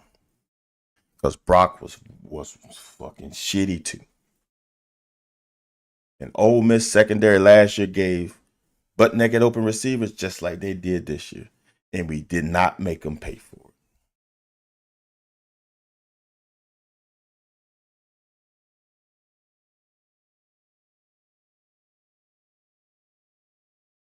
Gotta make that tackle, man. Gotta make this is the shit that gets you beat. It's 1st and 15. And we are 7 yards off. It's 8 maybe. 1, 5. I give us 8. So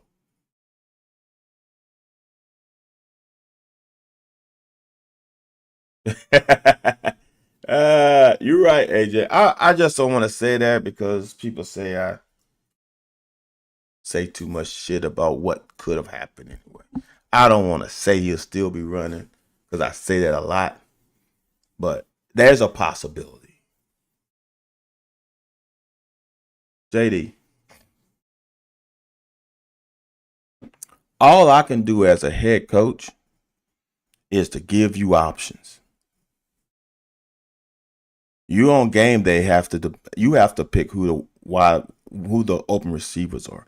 I can't tell you who the open receiver. As a coach, I can give you concepts and I can say the strengths and weaknesses of the defense and this who could be open if they run cover 2. This could be open if they run cover 3. Like I don't know what they're gonna run defensively, so I can't tell you who the guy's gonna be open. When you get to this level of play in college,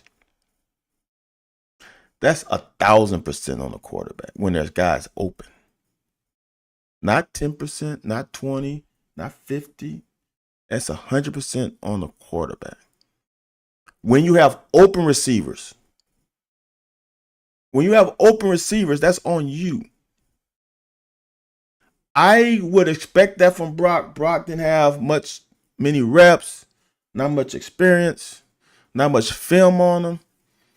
That's not crazy. But for Zach to do it, no. No, my boy. AJ, tell Jason Bourne about Malik Murphy and what he's going through at Oregon State. He's not looking good either. So, no. Just like a lot of people wanted that Salters kid from Liberty. He's not doing shit at Colorado. All right, AJ. Shit. We just started the second, brother. How long we been on here? Shit, that's 3 hours.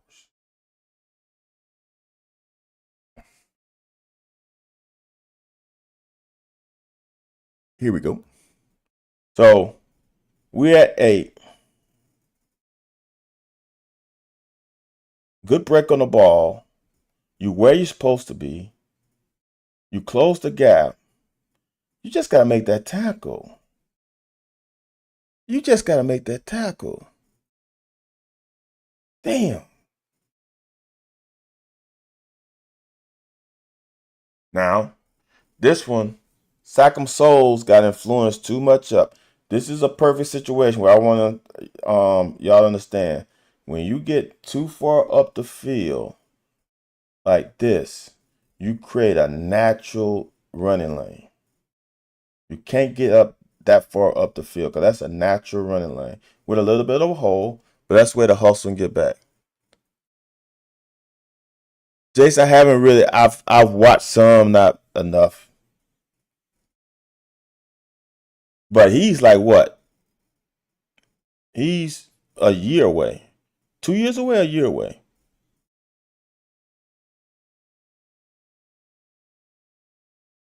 This is the difference between David Gusta and Josiah Hayes. You got to set that anchor on that double team. And when that center come off of you, you cannot continue to get pushed because that's where the quarterback draw came in. They widens us out, so we had to take linebackers out the middle of the field because of the stretch of the formation. And when he went quarterback draw, we were dicked. And that's a good play. Damn. Now it took him 2 plays to get in, but he's coming next year, so he's a senior this year. Okay.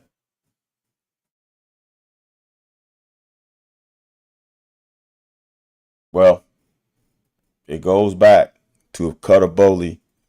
If he starts next week, he plays. This right here, y'all, is on the player. Someone sent me this picture and he said he was arguing at the coaches. He's not arguing at the coaches. He's arguing at this tight end. Boyer, what the fuck? Now, like I said in the timeout thing, I'm not gonna stick with it. I'm at 3.5 hours. I'm gonna let it roll. I already talked about it. If you want to see the breakdown of this, go to the timeout broadcast I did on Twitter earlier this morning, and that's on the player.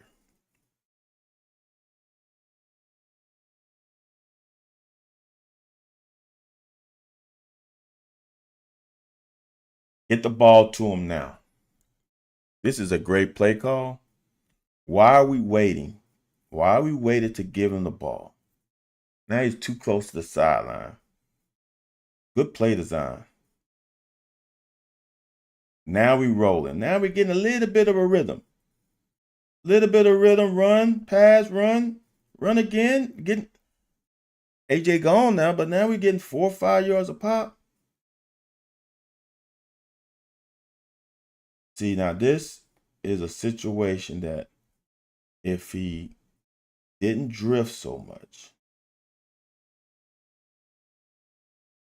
that should have been the top of his drop. If he doesn't drift so much and keep drifting 3-4 yards, it makes this pass harder. That should have been an easier throw. He made it harder by drifting.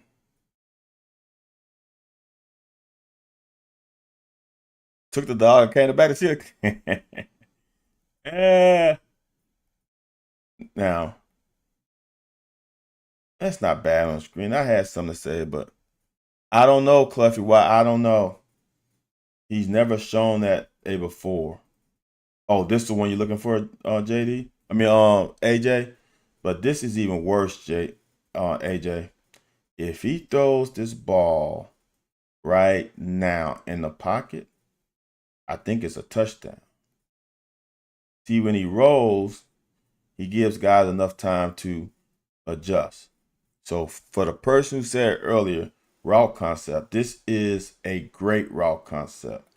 We are going to run a switch route. This is a good route concept against zone or man.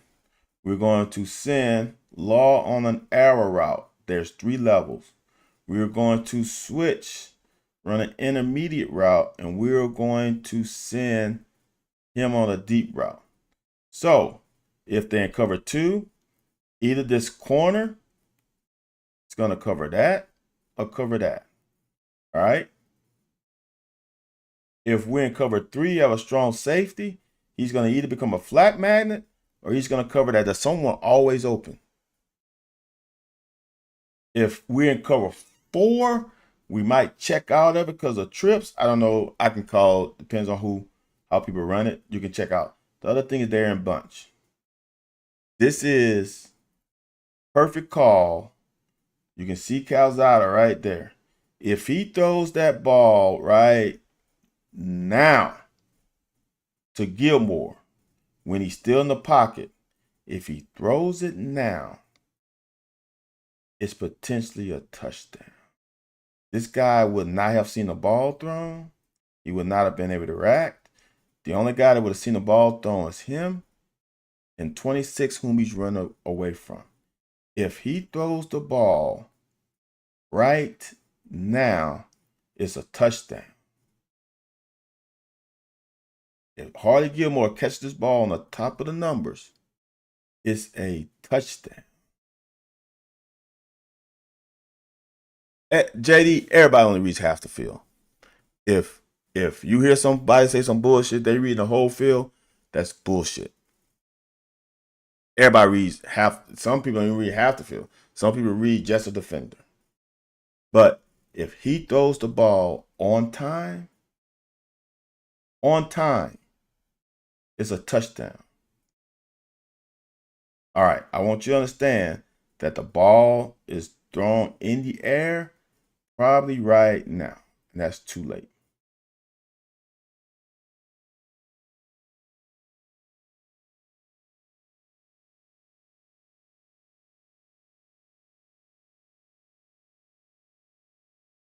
Catch the ball. Catch the ball.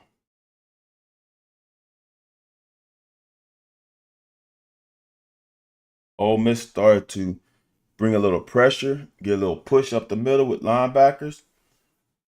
Good run. It's 3rd and 5.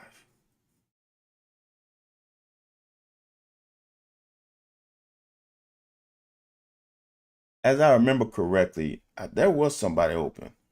Now, this is a shitty ass throw. Now, I think I know what he saw. I think he saw Maclin uncovered. Not a great throw, though. If he's going to throw the Mac, he's got to get that thing to the back of the end zone. All right, y'all, we almost over.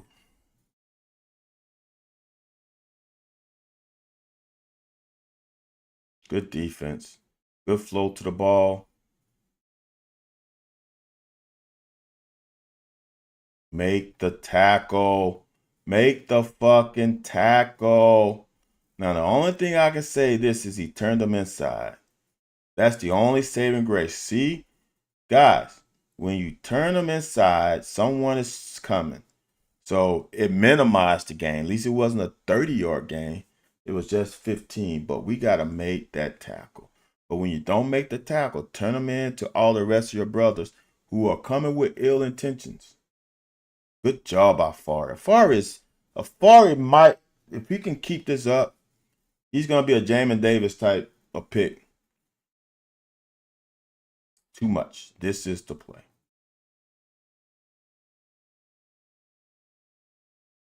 This is the big play.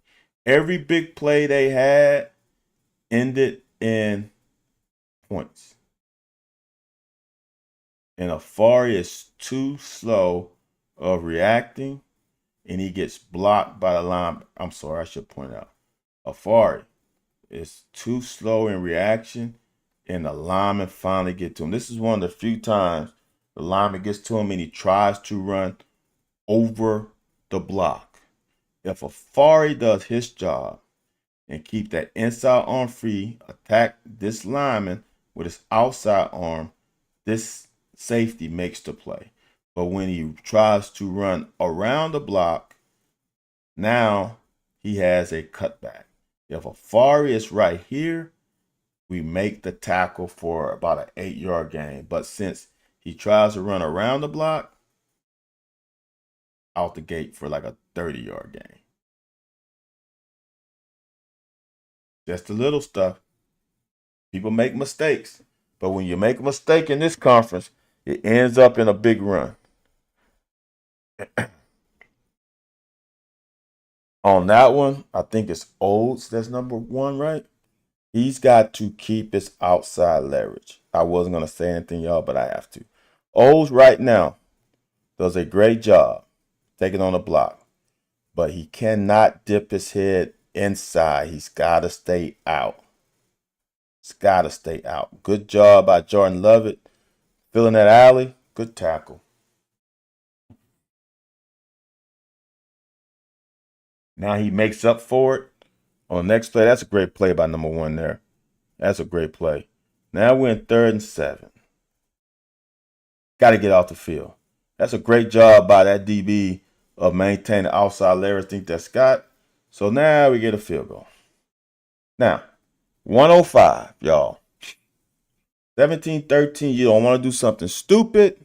You get a turnover and allow them to get more points. So you're going to play it conservatively. So we get 6 yards, 5 yards. That's great. Now, I don't know what happened to the communication where it took so long, but it's still not the end of the world, especially when you get almost 20 yards on the next play. Now we're sitting pretty. We get this playoff pretty quickly after first down. We are rolling now, y'all. We are rolling. We're in field goal range right now with 14 seconds. I think it's going to end up being 13 seconds on the clock. What the fuck happens here is still confusing. We get a chance to take a breather because we got out of bounds. We did everything right. These first 3 plays are perfection. You cannot run a 2-minute drill better than that, except not having the communication problem where he had to go to the sideline. Other than that, this is perfection. You get to field goal range in 3 yards, 2 on runs. We're in field goal range, and he gets out of bounds. So we don't need a timeout. You get the chance to take a breather. Everybody can, because we're having the rest of the line. And these motherfuckers don't know how to line up. The play is called. They got the play right now. At 20 seconds, they had to play. Now there's guys don't know where to line up.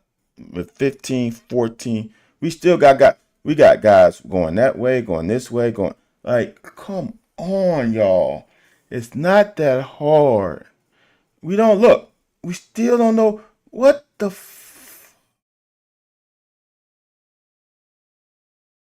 Now we got 2 guys on line of scrimmage. Now the offensive tackle goes, oh my God.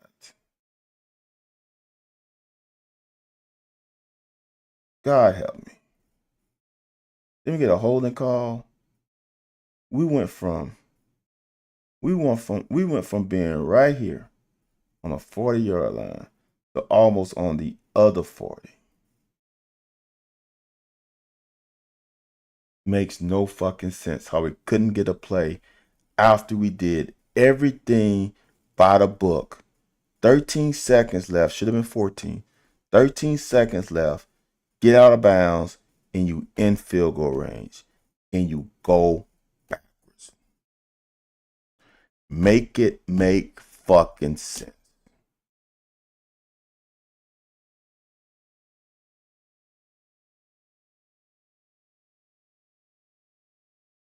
Stupid.